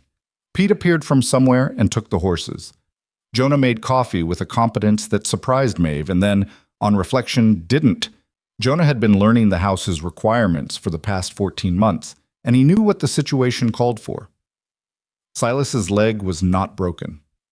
This was the doctor's verdict at 11:30, arrived at by examination and some exploratory pressure that made Silas's whole body go rigid for a moment before he released it. Severely bruised, the muscle along the outer thigh torn in a way that would be painful for weeks and limiting for longer. No fracture in the bone itself, which was, as the doctor put it, considerably luckier than it had any right to be. You moved a timber off it in moving water, the doctor said, not as a question. Someone did, Silas said. The doctor looked at Maeve, who was standing in the doorway with a cup of coffee she hadn't drunk. He looked at Silas. He looked at the state of both of them. The mud, the wet, the cut above Silas's ear that he'd cleaned and dressed before the doctor arrived. He said, "I'll leave something for the pain. Use it." And then to Maeve, "You did well." She didn't know what to do with that, so she nodded and moved out of the doorway to let him pass. It was past midnight when the ranch finally went quiet. The storm was still moving through. Lighter now, the worst of it past, the rain settling into the steady, patient fall of something that has made its point and is now simply completing its statement. The children were in bed. The doctor was gone. Colby and Pete were in the bunkhouse. Dutch, who had been out on a different section of the property entirely and had ridden back through the second half of the storm, had come in, assessed the situation, nodded at Maeve with what she had come to understand was his highest register of acknowledgement, and gone to bed. Silas was on the settee with a blanket and the doctor's medicine and his eyes open. Maeve sat in the chair across from him. She'd changed out of her wet clothes and her hands were around a cup of tea that was actually warm this time. The fire was down to a steady, purposeful burn. "You should sleep," she said. "I will," he said. Not a dismissal.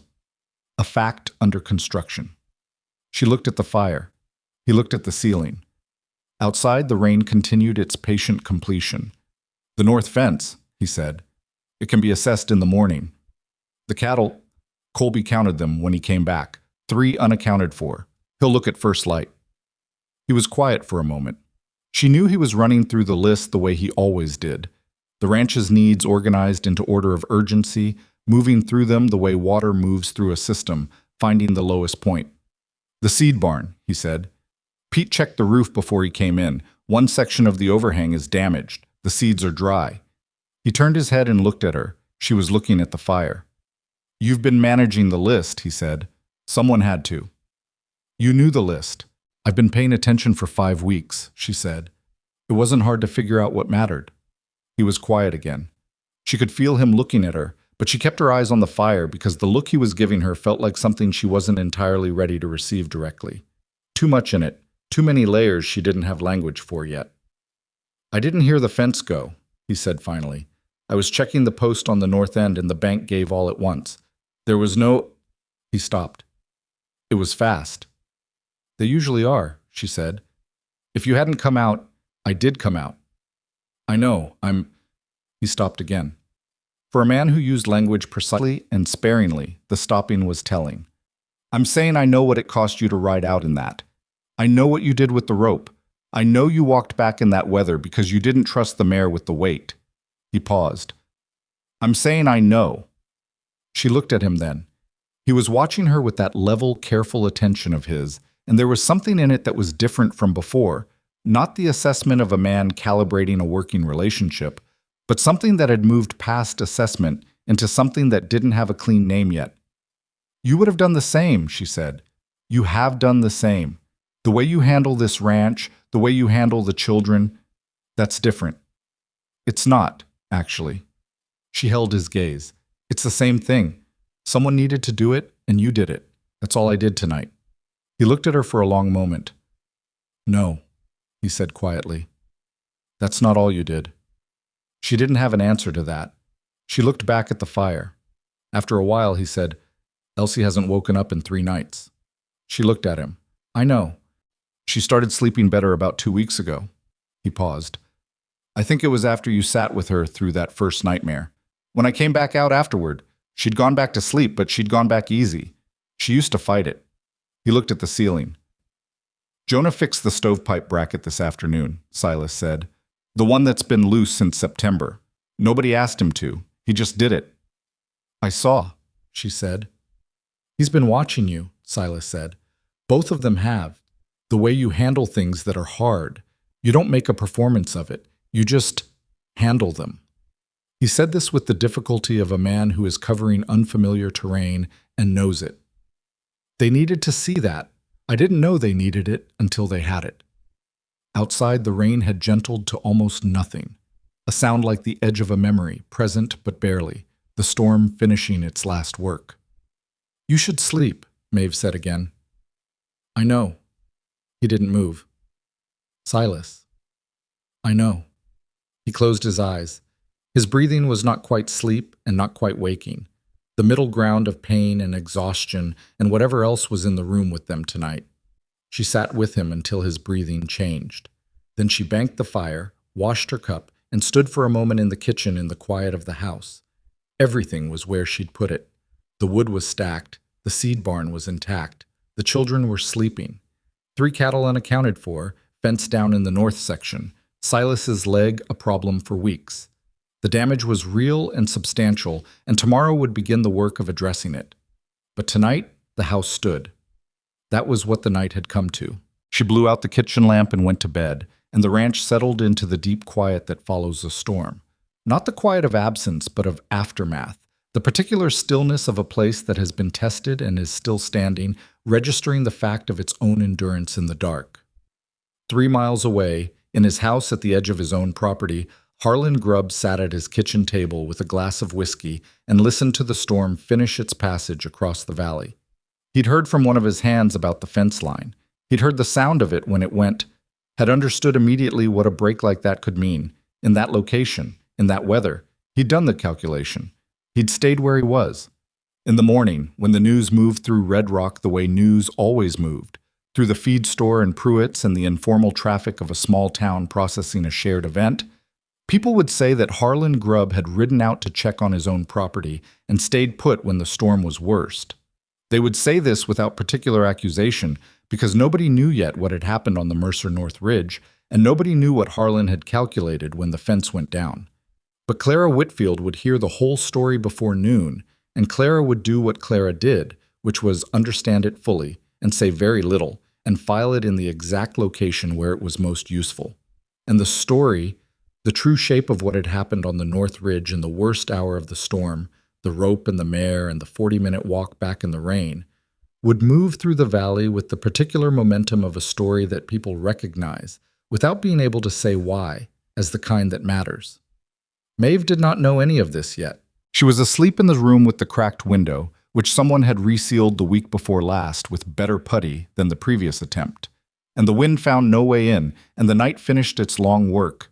And by the time the first light came, the sky was washed clean and cold and absolutely clear, the way Wyoming sky gets after it has said everything it had to say. The morning after the storm came in cold and ruthlessly clear, the kind of clarity that follows violence. The air scrubbed down to its elements, the sky a hard, faultless blue that offered no sympathy for what the night had done to the land beneath it. Maeve was up before first light. She didn't wake because she'd slept poorly. She'd slept, in fact, with the profound unconsciousness of genuine exhaustion, the kind that pulls you under without negotiation. She woke because the ranch was already awake, or trying to be, and she'd been here long enough that the sounds of it starting its day had worked themselves into her own rhythms without her noticing when that happened. She dressed and went to the kitchen and started the fire, and while it was catching, she went to the main room doorway and looked at Silas on the settee. He was asleep, which was the best thing she could have found. His breathing was even. The color in his face was better than it had been at midnight.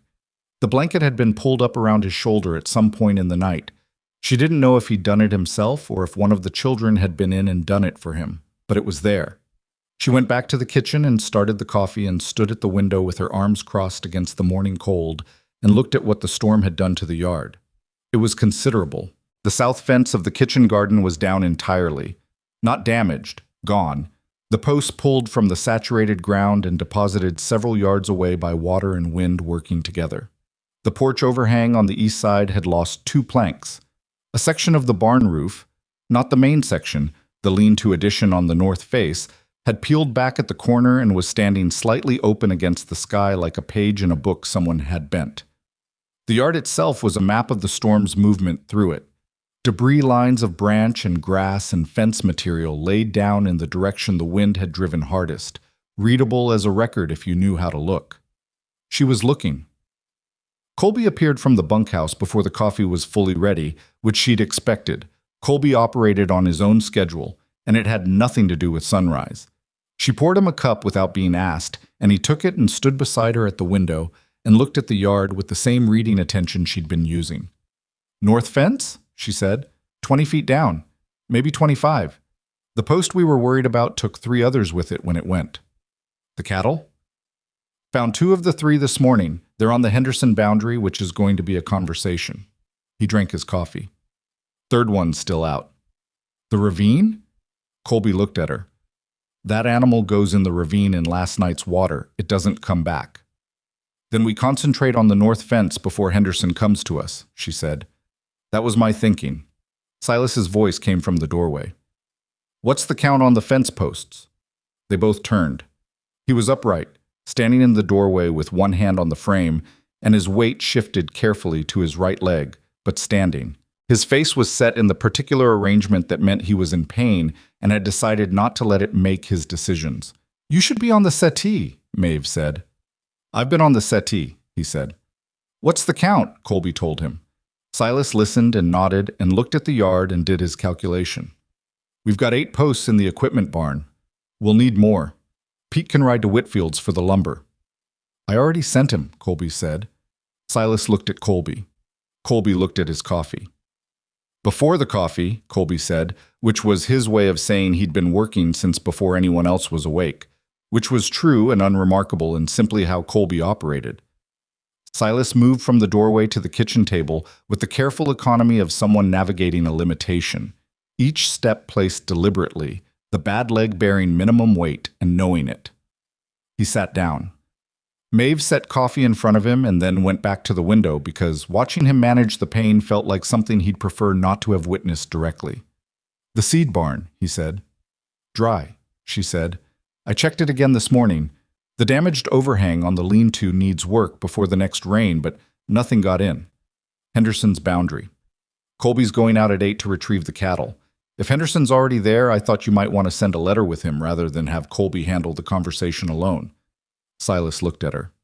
"A letter. Henderson's a reasonable man, according to Clara Whitfield. But cattle on his boundary the morning after a storm is still cattle on his boundary. A letter from you, acknowledging it, offering the repair conversation directly, gets ahead of it." Silas was quiet for a moment. Then he said to the table, "There's paper in the desk drawer." She got the paper. She set it in front of him with the pen and ink, and did not hover while he wrote, because Silas Mercer wrote letters the way he did everything, in his own time and his own way, and without an audience if he could help it. She went back to starting breakfast and let him work. The children came down. Jonah looked at his father on the chair and at the paper and at Maeve, and seemed to run a rapid assessment before deciding things were under control. He poured himself coffee. He'd been drinking it for 6 months, she'd learned, weak and with a great deal of sugar, which he would have strenuously denied if asked. Elsie came and stood beside her father's chair and looked at his leg with the specific, focused look of a child trying to determine what damage looks like from the outside. "Does it hurt?" Elsie asked. "Some," Silas said. "More than some," Elsie said, which was not a question. "More than some," he agreed. Elsie nodded and went to sit at the table, apparently satisfied that honesty had been achieved. Jonah watched this exchange and said nothing, which was his version of the same satisfaction. By 9 o'clock, the Mercer Ranch was operating with the organized urgency of a place that knows how much it has to do and has no time for anything else. Colby rode to Henderson's boundary with the letter and returned 2 hours later with a reply that was, as Clara had predicted, reasonable. Henderson would give them a week on the fence repair and had kept the 2 stray cattle in his east paddock where they were safe. The 3rd steer had not turned up, which was a loss that would have to be absorbed. Pete came back from Whitfield's with lumber, and a message from Robert Whitfield that he'd send his own man over to help with the fence repair, which Maeve suspected had Clara's hand in it, though she couldn't prove it. She organized the recovery the way she organized most things, by making a list that nobody could see but that structured everything she did. Fence repair was the first priority and required Colby, Pete, Dutch, and the Whitfield man. The barn lean-to was second and required lumber that was already on the property. The kitchen garden fence was third and could wait. The tally of stock losses needed to be done before Silas could assess what the storm had cost against what they had going into winter, and that required her to sit with the supply records and the herd count, which she did at the kitchen table in the afternoon while Silas dozed on the settee and the children did their lessons in the main room. The numbers were not good. Not catastrophic, but not good. 1 steer confirmed lost. Feed supplies that would need replenishing before December. The fence repair costs against the lumber and labor. She added it up 3 ways to make sure she was reading it right, and she was reading it right, and then she set the ledger aside and thought about it for a few minutes before she went back to the kitchen. Silas was not dozing anymore. He'd pulled himself up to sitting and was looking at the ceiling with the expression she was coming to know as his working through something face. "The numbers are manageable," she said from the doorway. "If you get a fair price on the fall cattle." He looked at her. "You've been through the ledger." "I needed to understand what we're working with." He looked back at the ceiling. She waited for the objection, to the word "we," perhaps, or to the fact of someone going through his books without being asked. It didn't come. "The price for fall cattle depends on Henderson and Tillman and whether they're going to market the same week," he said. "If we all go the same week, the price drops. I've been trying to get the timing conversation started for 2 months, but nobody wants to coordinate." "What if I talk to their wives?" she said. He looked at her. "Clara Whitfield talks to Margaret Henderson and Nora Tillman both. If Clara raised the idea of a coordinated market date as a practical matter, not a favor, a practical matter, it might move faster than a conversation between you and their husbands." She paused. "Men negotiate territory. Women negotiate outcomes. Sometimes outcomes move quicker." Silas looked at her for a long moment. She couldn't tell what he was thinking, and she'd gotten better at reading him, which meant it was something he was keeping careful. "I'm not trying to manage around you," she said. "I'm trying to help." "I know what you're trying to do," he said. His voice was even. "I'm not objecting." He looked at the ceiling again. "Clara was here Thursday." "Yes." "She didn't come back before the storm." "She was going to come Thursday. The storm changed things." "She'll be here tomorrow," he said, as though deciding it. "If you can get the message to her today." "Jonah can ride," Maeve said. "He's been wanting to." Silas was quiet.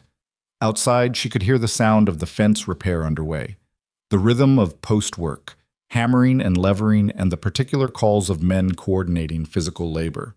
Familiar sounds, the ranch asserting its intention to continue. "Maeve," Silas said. She looked at him. "The water in that ravine was at my chest when you got there." He said it directly, without preamble, the way he said things he'd been carrying and had decided to put down. Another 20 minutes, and it would have been over my head. He looked at her. "I want you to understand that I know that. Fully." She held his look. "I understand that you know it. I want to make sure I've said it plainly, not just—" He stopped. "Not just implying it, plainly." "You've said it plainly," she said. He nodded once. He looked back at the ceiling. She went back to the kitchen. She stood at the window for a moment before she started on lunch. Her hands were steady. The yard outside was mud and work, and the sound of men fixing what the storm had broken, and the sky above it was still that hard, clear blue, and she thought about Silas's voice saying, "I want to make sure I've said it plainly," and felt something move through her chest that she recognized and was not yet ready to name. She started on lunch. Clara arrived the next morning without waiting for the message Jonah had taken to town, which meant she'd already heard enough of the story to come on her own. She walked in, looked at Silas on the settee, looked at Maeve in the kitchen doorway, looked at the state of the yard visible through the window, and said, "Tell me what needs doing." "Sit down first," Maeve said. "I'll sit when I know what needs doing." So Maeve told her. Clara listened with the organized attention she brought to everything, and then sat down and they worked through it together across the kitchen table while Silas listened from the main room, occasionally adding something through the doorway when he had information they didn't, and the children moved in and out in the way children do when they are nominally doing other things, but actually monitoring adult conversations for content. The coordinated market date was the crux of it. Clara understood immediately. Nora Tillman will resist because she'll think it's Silas's idea, and she has a complicated relationship with the idea of Silas having good ideas, Clara said. But if it comes as a practical matter about logistics, she'll engage with it. She's not foolish, she's territorial. And Margaret Henderson? Margaret does what benefits the Henderson Ranch and doesn't spend time on politics. Clara looked at Maeve.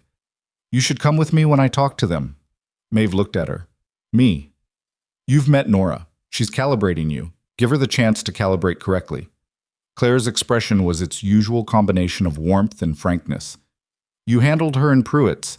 She told me about it herself, which means she found it interesting rather than offensive. She's a complicated woman, but she's not a petty one. From the main room, Silas said. When? Friday, Clara said, raising her voice enough to include him. Before the weekend. I'll arrange it. Silas was quiet for a moment. Then, all right. Maeve looked at Clara. Clara had the expression of someone who has just watched a wall move a fraction of an inch and is noting it for future reference. The week that followed the storm was the hardest physical work Maeve had done since she arrived, and she had done considerable physical work since she arrived. The fence took 3 days. She worked alongside the men on it, not because there was no other work, there was an excess of other work, but because Silas couldn't, and Colby and Pete and Dutch and the Whitfield hand needed every available person if they were going to get it done before Henderson's week ran out. She dug post holes in the still saturated ground, which was brutal work that her shoulders registered for days afterward. She ran wire with Pete, who showed her the technique without condescension. Pull until it sings, he said. You'll feel when the tension's right. And she learned it and did it and felt when the tension was right. Jonah worked alongside them after his morning lessons. He was stronger than he looked, with the wiry endurance of a boy who had been doing ranch work since he could lift things, and he worked with a focused, slightly competitive energy that Maeve recognized as his version of wanting to be taken seriously. She took him seriously. She asked his opinion about the corner post placement with genuine curiosity. He'd seen that corner in every weather condition for 11 years, and his assessment of how it sat in the ground turned out to be more accurate than what she would have guessed. He stood a little differently after that. Not with pride exactly, but with the small recalibration of someone who has been correctly seen. Elsie helped where she could and became a nuisance where she couldn't, which was appropriate for 8 years old. She brought water to the workers with a solemn dedication that made Dutch thank her with his fullest sentence of the week. Good water, thanks, Elsie. And she reported this to Maeve at supper with the satisfaction of an achievement logged. Silas watched from the porch. He did not like watching. She could see the effort of it in the way he sat. Forward in the chair, his weight organized as though prepared to stand, the bad leg extended. She brought him the morning assessments and the afternoon updates, and asked his opinion on decisions where his opinion was the right one to have, because he knew this ranch and this land in ways she didn't yet, and wasn't going to pretend otherwise. He answered fully and directly, and occasionally said your call on things that she'd come to understand were genuinely hers to decide. On the third evening, when the fence was done, and the barn lean-to was patched, and the men had gone to the bunkhouse, and the children were in bed, Silas was at the kitchen table with the ledger, back to it, on his own, with the leg resting on a second chair and the lamp pulled close. Maeve sat across from him, darning a pair of Jonah's socks that had developed a hole she'd been meaning to address for 2 weeks. The Whitfield man, Silas said, without looking up. Robert didn't send him out of neighborliness. No, Maeve agreed. Clara asked him. Probably. And Clara came because she heard the story. She'd have come regardless, Maeve said. But the story moved it up. Silas turned a page in the ledger. What version of the story is moving through town? She thought about how to answer that accurately. The version where a rope and a mare and someone who knew how to use both got you out of a ravine in a flood. He said nothing. It's not a damaging version, she said. I'm not concerned about damage. He turned another page. I'm concerned about... He stopped. Started differently. People in this valley have a way of building a story into something it wasn't. I don't want you... Another stop. You don't want me to become something I didn't intend to be, she said. He looked up.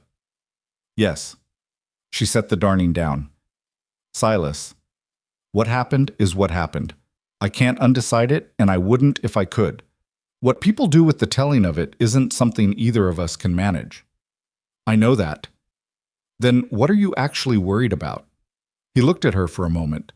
The lamp between them made the shadows in the room very particular, warm and contained, everything outside the circle of light falling back into darkness. I'm worried, he said slowly, with the difficulty of a man unaccustomed to this kind of sentence, that people will see what happened and make assumptions about what this is, about what we... He stopped again. About what we are, she said. Yes. She looked at him. He looked at her. The lamp was very steady. What are we? She said. Not as a challenge, as a question she was also asking herself. He didn't answer immediately. Outside, the night wind had come up. The ordinary night wind, nothing like the storm, just the valley's habitual breath moving through the grass and around the corners of the house. The fire was low. The only sound inside was the clock on the mantel, which was 6 minutes fast and had been 6 minutes fast since she arrived, and she'd decided to leave it because it was the kind of thing you learn to adjust for rather than fix. I don't know, Silas said finally. I know what I brought you here to be. I know it's become something I didn't anticipate. He looked at the ledger without seeing it. I don't have language for what it's become. Neither do I, she said.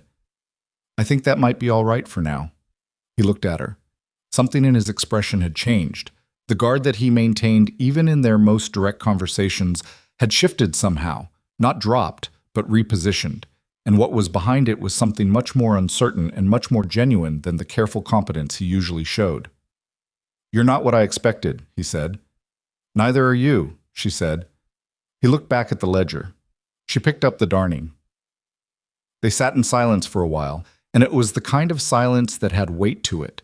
Not the absence of things unsaid, but the presence of things being held carefully, being treated with the attention they deserved, rather than rushed into the air before they were ready to.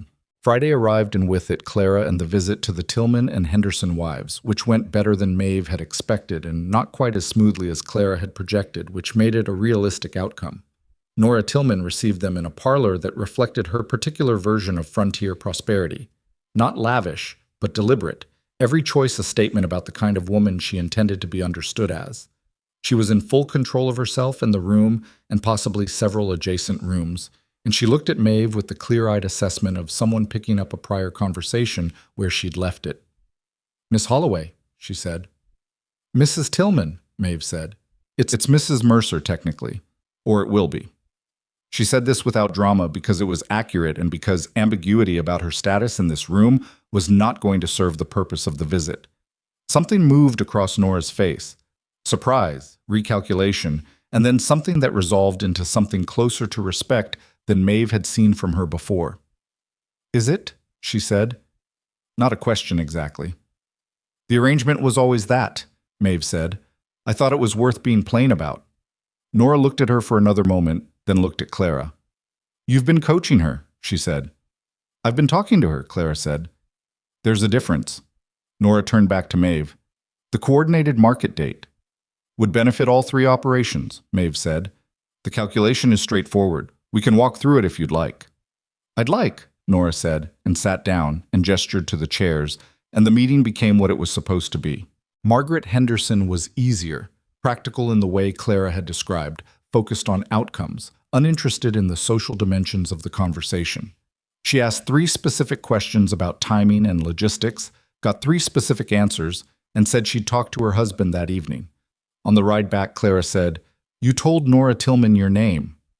She needed to know where I stood, Maeve said. It was the only way the rest of the conversation could happen honestly. Clara was quiet for a moment. You know that means by tomorrow morning, the whole valley will know Silas Mercer has made a decision. I know, Maeve said. Does he know? Maeve thought about the kitchen table, the lamp, the clock running 6 minutes fast, the silence that had held things carefully. He knows enough, she said. Clara looked at her sidelong from the wagon seat. You're braver than you look, she said. I'm exactly as brave as I look, Maeve said. I just look different than people expect. Harlan Grubb came on a Saturday morning, 9 days after the storm, and he came with a different energy than his previous visits, quieter and harder in the way that a man gets quiet and hard when something has rearranged his understanding of a situation and he hasn't decided yet what to do with the rearrangement. Silas was on the porch with the bad leg extended, going through correspondence. He saw Harlan coming from the gate and did not stand, which was a choice. Remaining seated was not rudeness, but it was a statement about the nature of the visit before any word was exchanged. Maeve was in the yard checking the kitchen garden fence repair. She stayed where she was. Harlan pulled up, looked at Silas, looked at Maeve, looked back at Silas. "Heard about the storm," he said. "Most people did," Silas said. "Heard the north fence went." "It did. It's back up." Harlan looked at the fence line, then back. He was working towards something. She could see it.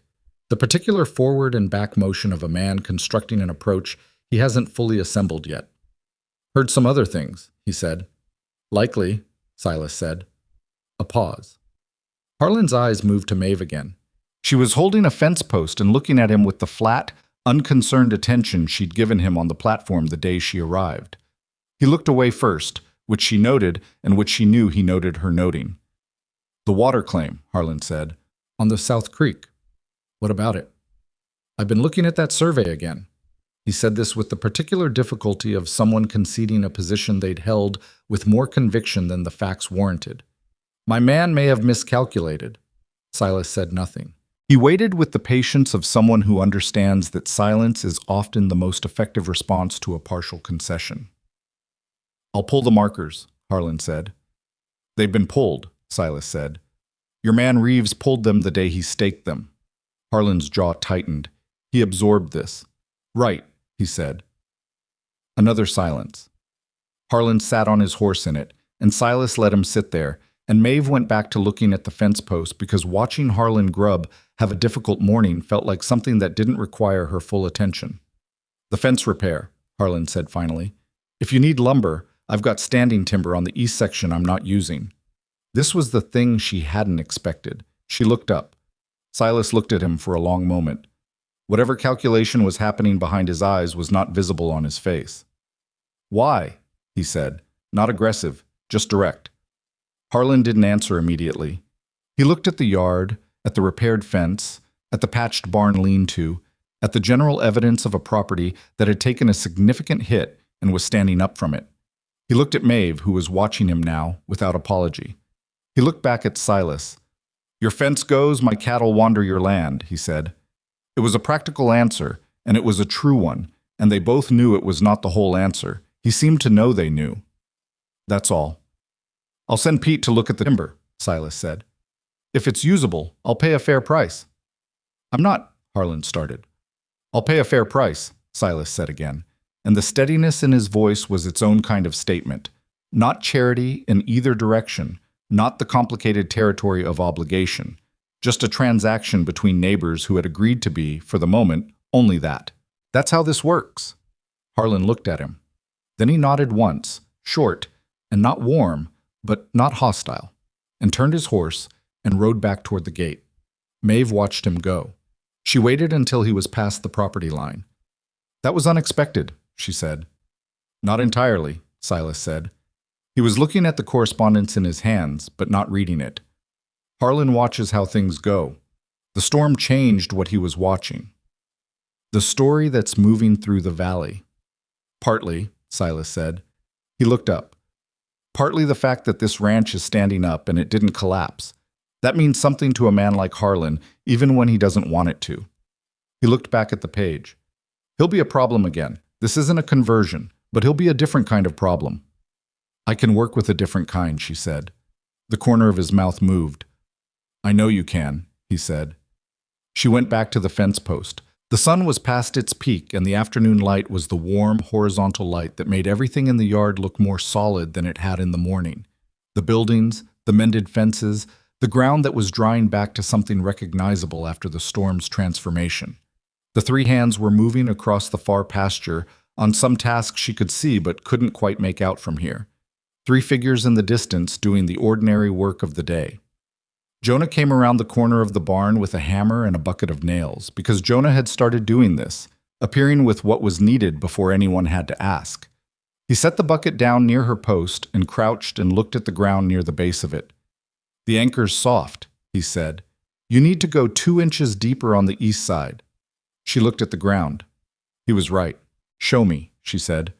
He took the post driver from her and demonstrated the angle, the additional depth, the test pressure that established whether the anchor was solid. She watched, and then she did it, and he watched and said better, with the tone of someone who has developed opinions about fence posts and feels entitled to share them. "Thank you," she said. He shrugged, which was his version of "you're welcome," which she had learned to read as such. He didn't leave. He picked up the bucket and moved to the next post and crouched to examine it, running his hand along the base with the attention of someone who has decided this is his job now. She followed him to the next post. They worked down the garden fence line together, Jonah assessing and demonstrating and occasionally being wrong and adjusting his assessment when she pointed it out in the particular way she'd learned worked with him. Not as correction, but as question, does it go here or here, and letting him find the answer. By the time they reached the corner post, the afternoon had gone golden, and the air had the particular quality of an autumn day that knows what's coming but is withholding the information in order to be beautiful for a while longer. "Harlan Grubb was here," Jonah said, without looking up from the corner post. "He was. I saw him from the barn window." A pause. "What did he want?" "To offer lumber for the fence repair." Jonah looked up. "Harlan Grubb." "Yes." He considered this for a moment with the serious skepticism of an 11-year-old who has been paying attention to adult dynamics and has developed his own assessments. "He's scared," Jonah said. She looked at him. "What makes you say that?" "He does things when he's scared. He did the water claim thing when he was scared about the Henderson boundary going in Pa's favor." He went back to the corner post. "When Harlan Grubb offers something, he's scared of what happens if he doesn't." Maeve crouched beside him and looked at the post. "That's a very accurate reading of a complicated situation," she said. "Pa taught me," Jonah said. "He taught me to watch what people do instead of what they say." She looked at the corner post. She thought about Silas on the porch looking at correspondence he wasn't reading. She thought about, "I know what I brought you here to be, and I know that's not what it's become." She thought about the lamp and the clock running 6 minutes fast, and the silence that had held things. "Your father's a smart man," she said. "He's okay," Jonah said, which was his highest registered praise for anyone, and which told her everything she needed to know about how the last 9 days had moved through him. She tested the corner post. It was solid. The fence line was done. The afternoon light held for another hour, laying itself across the Mercer ranch with the patient warmth of a season in its last fullness, and the work went on around it the way work always does. Continuous, imperfect, necessary, and for the moment, enough. October came in slowly, the way Wyoming autumn always did. Not a single change, but an accumulation of them, each day slightly shorter and colder than the one before, the grass going from green to gold to the particular pale bronze that meant the season had made its decision and was not going back on it. The coordinated market date had been settled for the 3rd week of October. It had taken 2 conversations, one letter from Silas to Tom Tillman that Clara had reviewed before it was sent, and a separate conversation between Margaret Henderson and Nora Tillman, that Maeve had no direct knowledge of, but which Clara summarized as productive with the expected amount of friction. The 3 ranches would send their fall cattle to market on the same Thursday, which meant the buyers would have to come to Red Rock rather than pit one rancher against another, and the price reflected that shift accordingly. When the numbers came back, Silas sat with the ledger for a long time. Maeve was in the kitchen. She heard the silence from the main room and read it accurately and waited. "The difference," he said finally, from the doorway. She turned. "Against what I got last year." He held the ledger with one hand open to the page. "It's not a small number." "No," she said. "It's not." He looked at the page, then at her.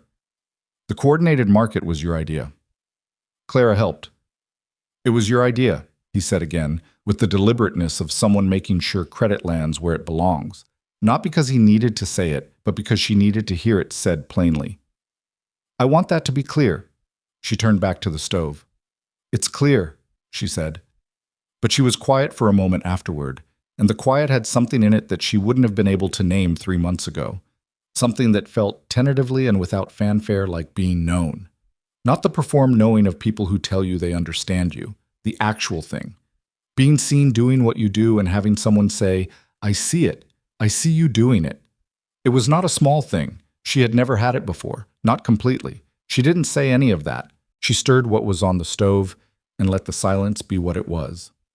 Silas's leg had healed to the point where he was walking without the careful deliberation of the first 2 weeks, though Colby still occasionally shot the leg a look when Silas moved too fast. A look that said, "I noticed, and I'm logging it," without any expectation of being acknowledged.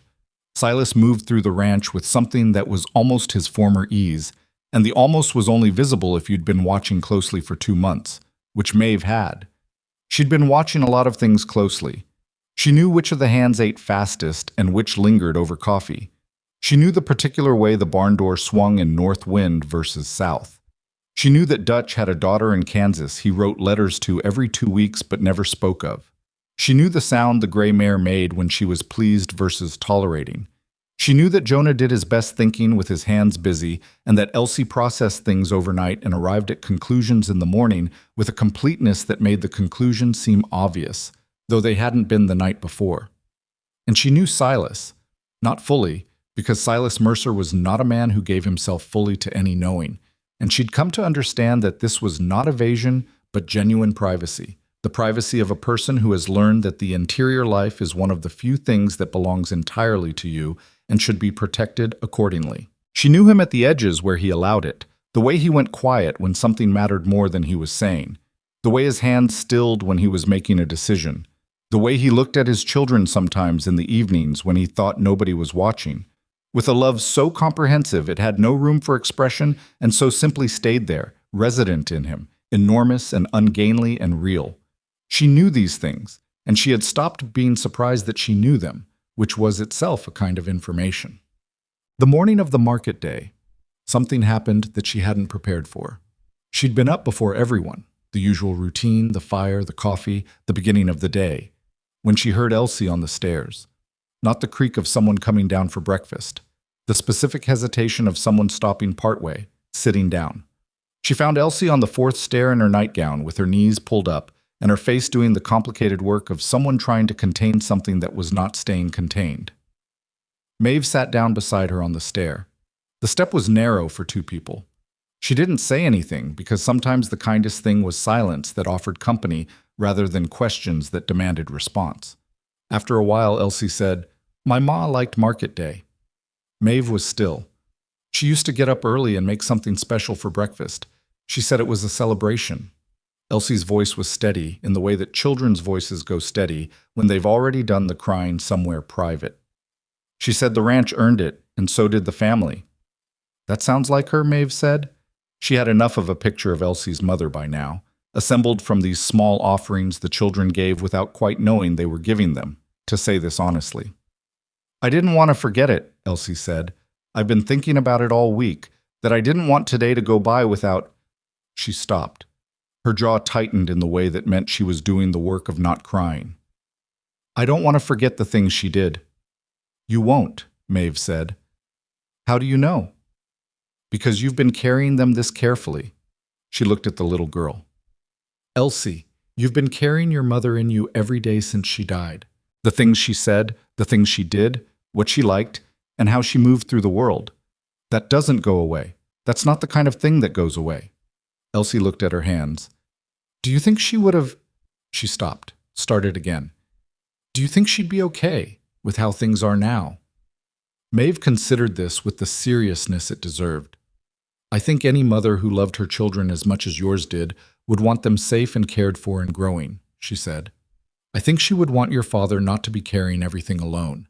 And I think she would want you to be able to eat breakfast on market morning and feel it was still a celebration." She paused. "What did she make?" Elsie thought for a moment. "Fried cornmeal with honey, and eggs with the yolks still soft." "Tell me how she made the cornmeal," Maeve said. "I want to make it right." Elsie looked at her. The work of not crying had stopped being necessary, not because the feeling had gone, but because it had shifted into something less sharp. She described the cornmeal, the particular ratio, the way her mother pressed it in the pan, the honey that had to be warm. Maeve listened with full attention, the way she listened to things that mattered. They made it together in the kitchen before anyone else was up, Elsie directing with the authority of memory, and Maeve following with the care of someone who understood that she was being allowed into something sacred. And the kitchen smelled of cornmeal and warm honey and wood smoke. And when Jonah came down and saw what was on the table, he stopped in the doorway, and something crossed his face. Fast, private, there and gone. And then he sat down and said, "Yolks are soft," which was confirmation, not complaint. Silas came in last. He saw the table. He looked at Elsie, who was watching him with the careful attention of a child who has done something she's not sure how to explain. He sat down. He looked at the food, and for a moment he looked at nothing, the way he looked when something had moved through him that was too large for his face to hold all at once. Then he said, "Your mother would have said the honey's the most important part." "I know," Elsie said. "I told Maeve to warm it." He looked at Maeve. She looked at her plate. She heard him exhale, not a sigh, something steadier. And she heard the sound of the meal beginning, the ordinary morning sounds of a family at a table. And she looked up only when she was certain her face would show her nothing she wasn't ready to give. The market went as planned. Better than planned. The buyers, faced with 3 herds instead of 1, negotiated in the rancher's favor, and the final price was the best Red Rock had seen in 4 years. Tom Tillman shook Silas's hand with a warmth that had more in it than the handshake between them would have held 6 months ago. Even Nora Tillman, arriving at the end of the day to collect her husband, stopped beside Maeve and said, without preamble, "The coordinated date was smart." "It was practical," Maeve said. "Those are the same thing," Nora said, and walked away. And that was the fullest endorsement Nora Tillman had it in her to give, and Maeve understood it as such. Clara found her at the end of the day near the wagon and said, "You know what they're saying now." "I know." "Not everyone, but enough." Clara looked at her steadily. "They're saying the Mercer Ranch is stronger than before the storm. They're saying Silas knew what he was doing when he sent that letter to Ohio." She paused. "Some of them are still wrong about the reasons, but they're not wrong about the outcome." "The reasons are private," Maeve said. "Yes," Clara said. "They usually are." On the drive back to the ranch, Silas was quiet in the particular way of someone who has spent a long day among people and is reordering himself in the open air. The children were in the back of the wagon, Elsie asleep against a folded blanket before they'd left the edge of town, Jonah awake and watching the darkening land with the serious attention he gave most things. The evening star was out, one bright, steady point above the western line. After a while, Silas said, "I want to ask you something." "All right," she said. He kept his eyes on the road. The horses moved at their own comfortable pace, knowing the way home the way horses do. "I want to ask you properly," he said. "Not the way it was arranged the first time. I want you to know—" He stopped, organized himself.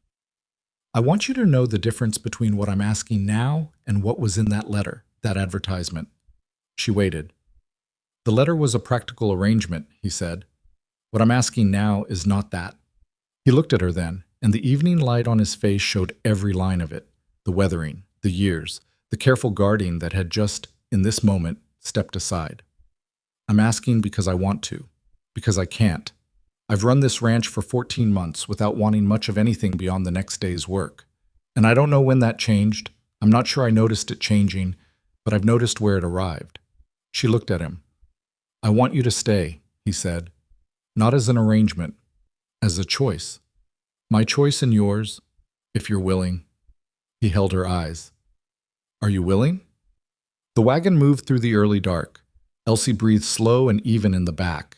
Jonah, she was aware, had gone very still in the way of someone who is listening hard while pretending not to. She thought about Columbus. She thought about the newspaper folded along its crease on the kitchen table in her sister's house, and the 3 times she'd read it, and the letter she'd written in the afternoon light of a life that was holding her politely and without warmth.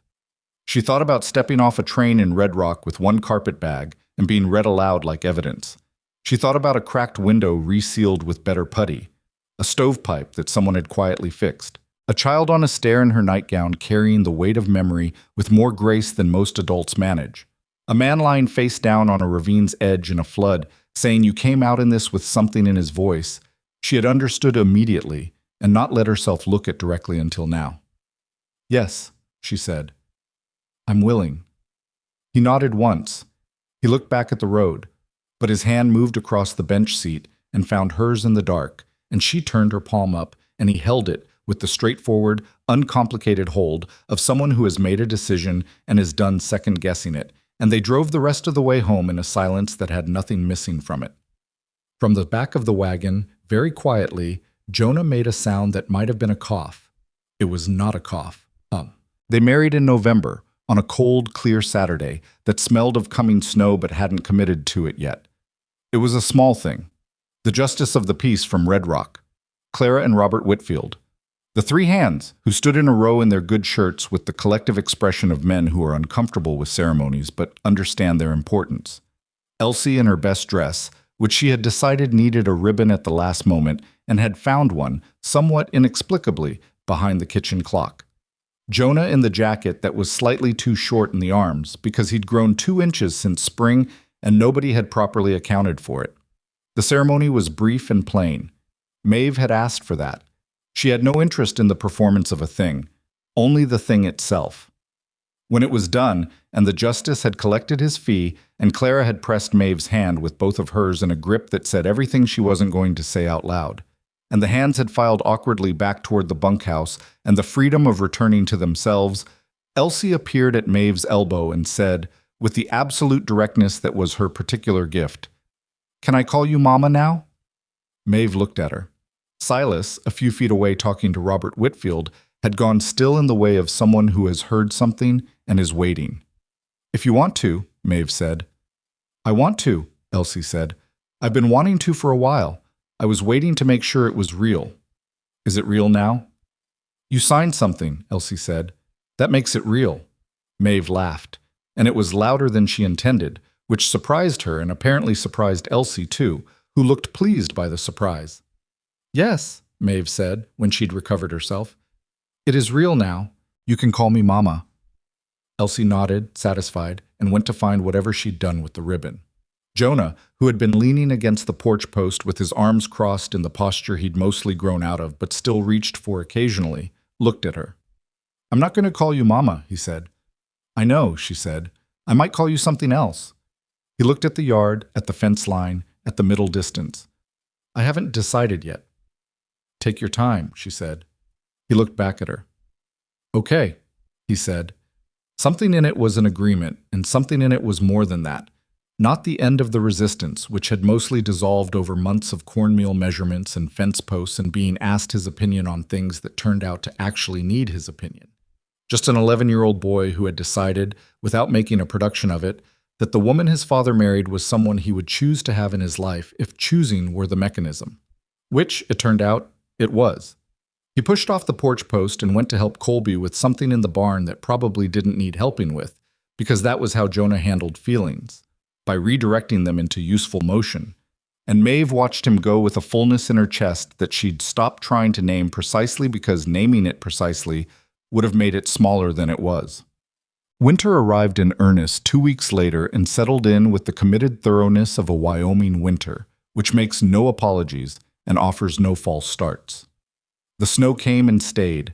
The days shortened until they were barely days at all before turning back toward themselves. The ranch pulled inward the way ranches do in winter, activity contracting to what's essential, the rhythm slowing, the work becoming repetitive and necessary and oddly meditative. Maeve learned to read the winter the way she'd learned to read everything else here, by paying attention until the language became familiar. The particular color of a sky that had snow in it, the way the cattle moved when the temperature was dropping versus when it had already dropped. The sound of ice on the water trough that meant it needed breaking before the horses went out. There were hard days, days when the cold was deep enough that everything that could go wrong did.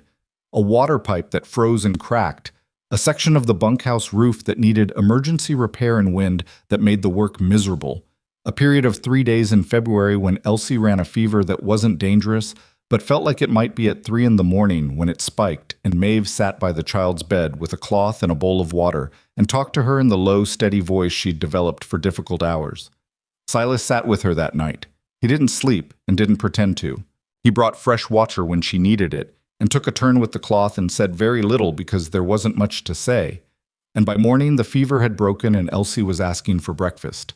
And they looked at each other across the bed in the early light, with the particular exhausted relief of two people who have just been afraid of the same thing at the same time.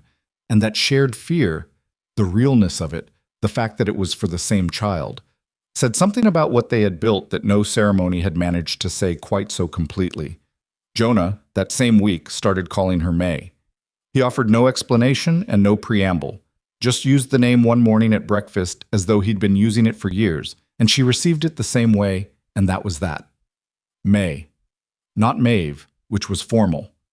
Not Mama, which was Elsie's and belonged to Elsie.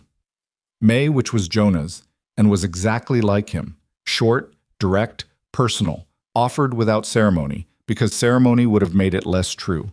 She liked it better than her own name. The spring came, and with it the work of rebuilding in earnest, the accounting of winter's costs and summer's possibilities, the preparation of the land for the season that would determine the ranch's standing going into the next year.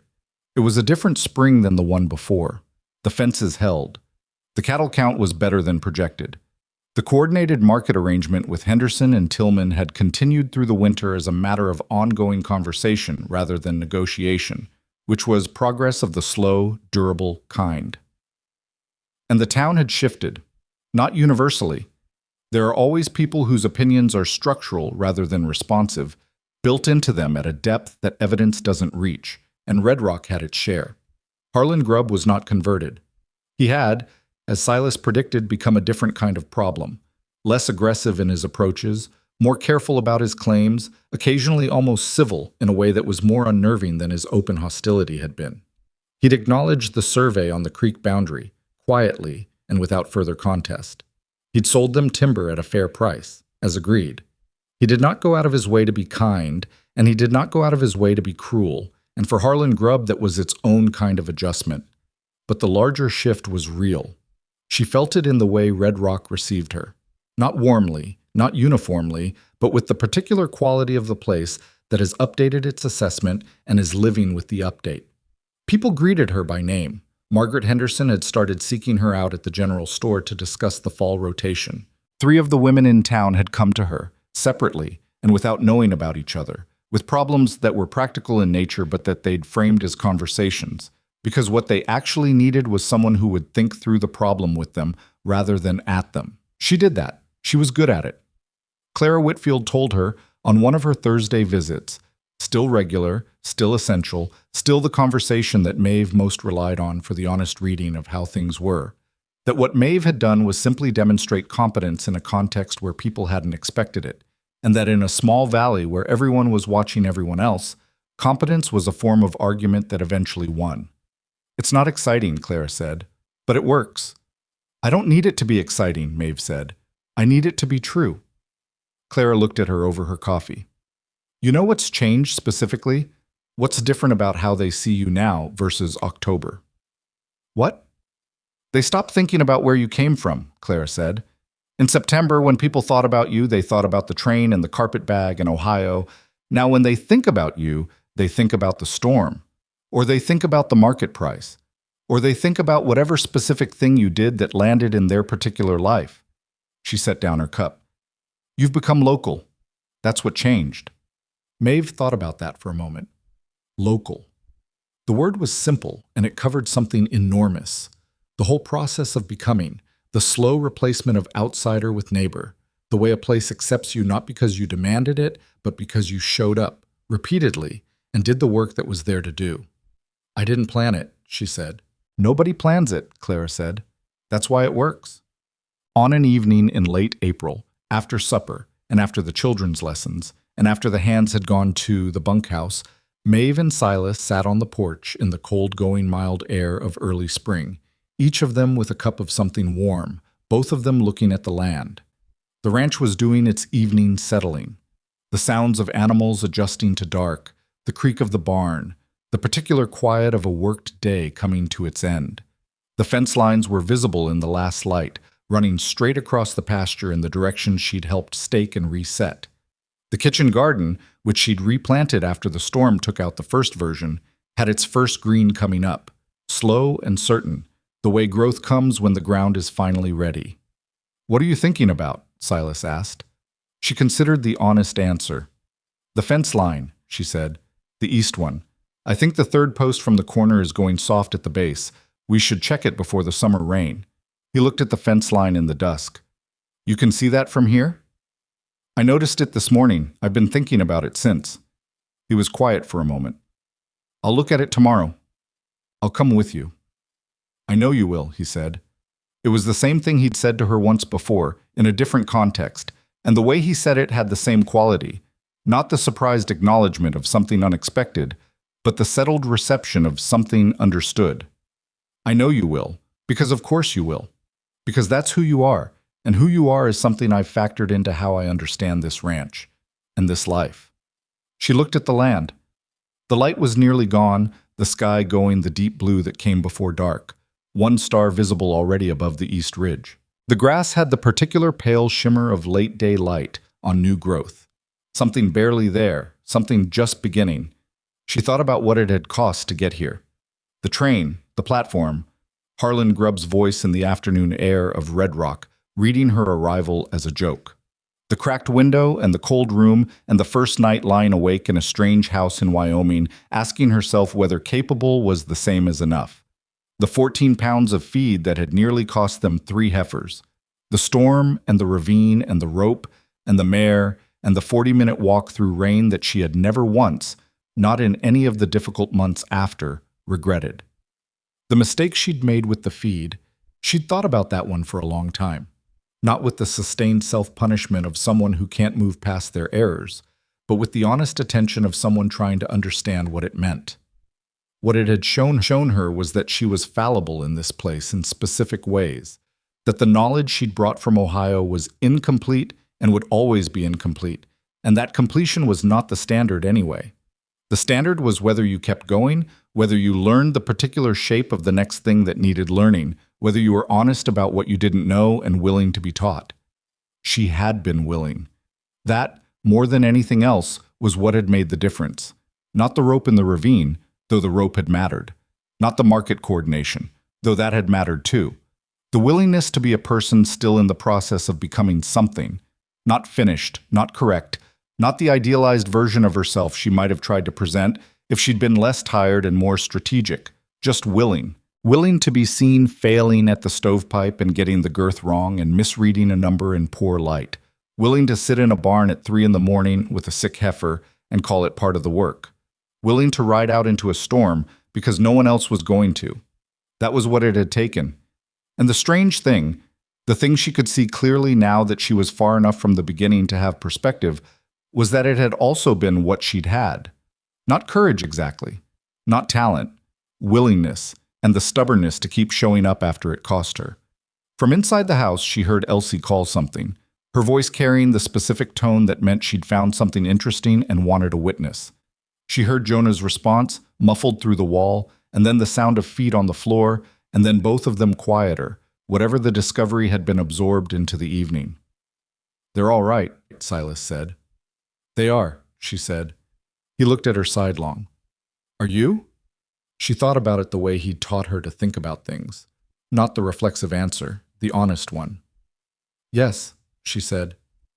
"More than I expected to be." "Me too," he said. They sat with that for a while. The dark came in the way it came in Wyoming. Not gradually, but in one decided step. The light there, and then not. The stars arriving as though they'd been waiting. The cold settled in from the ground up.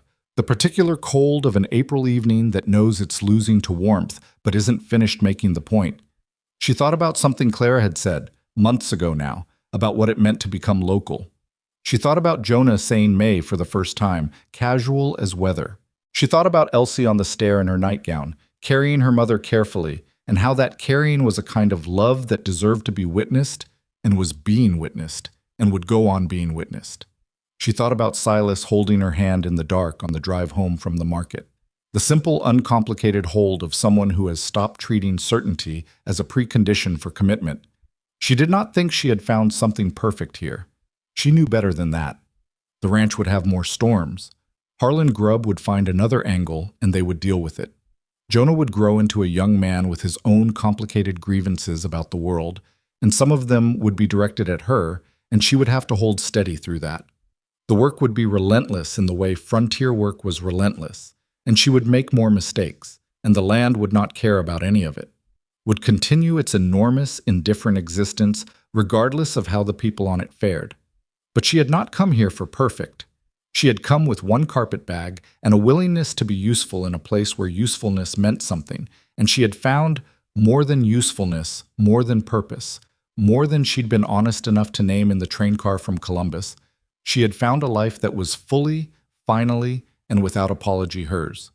Not given to her, not smoothed out for her. Built, day by day, mistake by mistake, fence post by fence post, in the cold and the rain and the lamplight and the long working silences of a house that had decided she belonged in it. She looked at the fence line in the dark. She would check the east post in the morning. She would bring the post driver, and Jonah would probably appear from somewhere with his own opinion about the anchor depth. And she would listen to the opinion, and they would argue pleasantly about it. And one of them would be right, and neither of them would make a ceremony of which one. The stars were very clear tonight. The land stretched out in all directions, enormous and ongoing, making no promises and asking nothing, the way it had always been and would continue to be long after the people on it had finished their particular negotiations with the time they'd been given. She was, she realized, not suddenly, but with the steady recognition of something that had been true for a while and was only now being named, exactly where she was supposed to be. Not because the frontier had rescued her, or because love had completed her, or because any of the stories people tell about such things were true, but because she had chosen it, fully and with open eyes, and had done the work of becoming someone this place could hold, and the place had held her. That was the whole of it. It was enough. It was in fact more than enough. It was the thing itself, the actual life, unglamorous and difficult and stubborn and real. The one she had crossed 1,000 miles to find and had built with her own hands from the moment she stepped off the train into a dusty Wyoming afternoon with one bag and the quiet, unannounced conviction that capable was not a limitation. It was a beginning.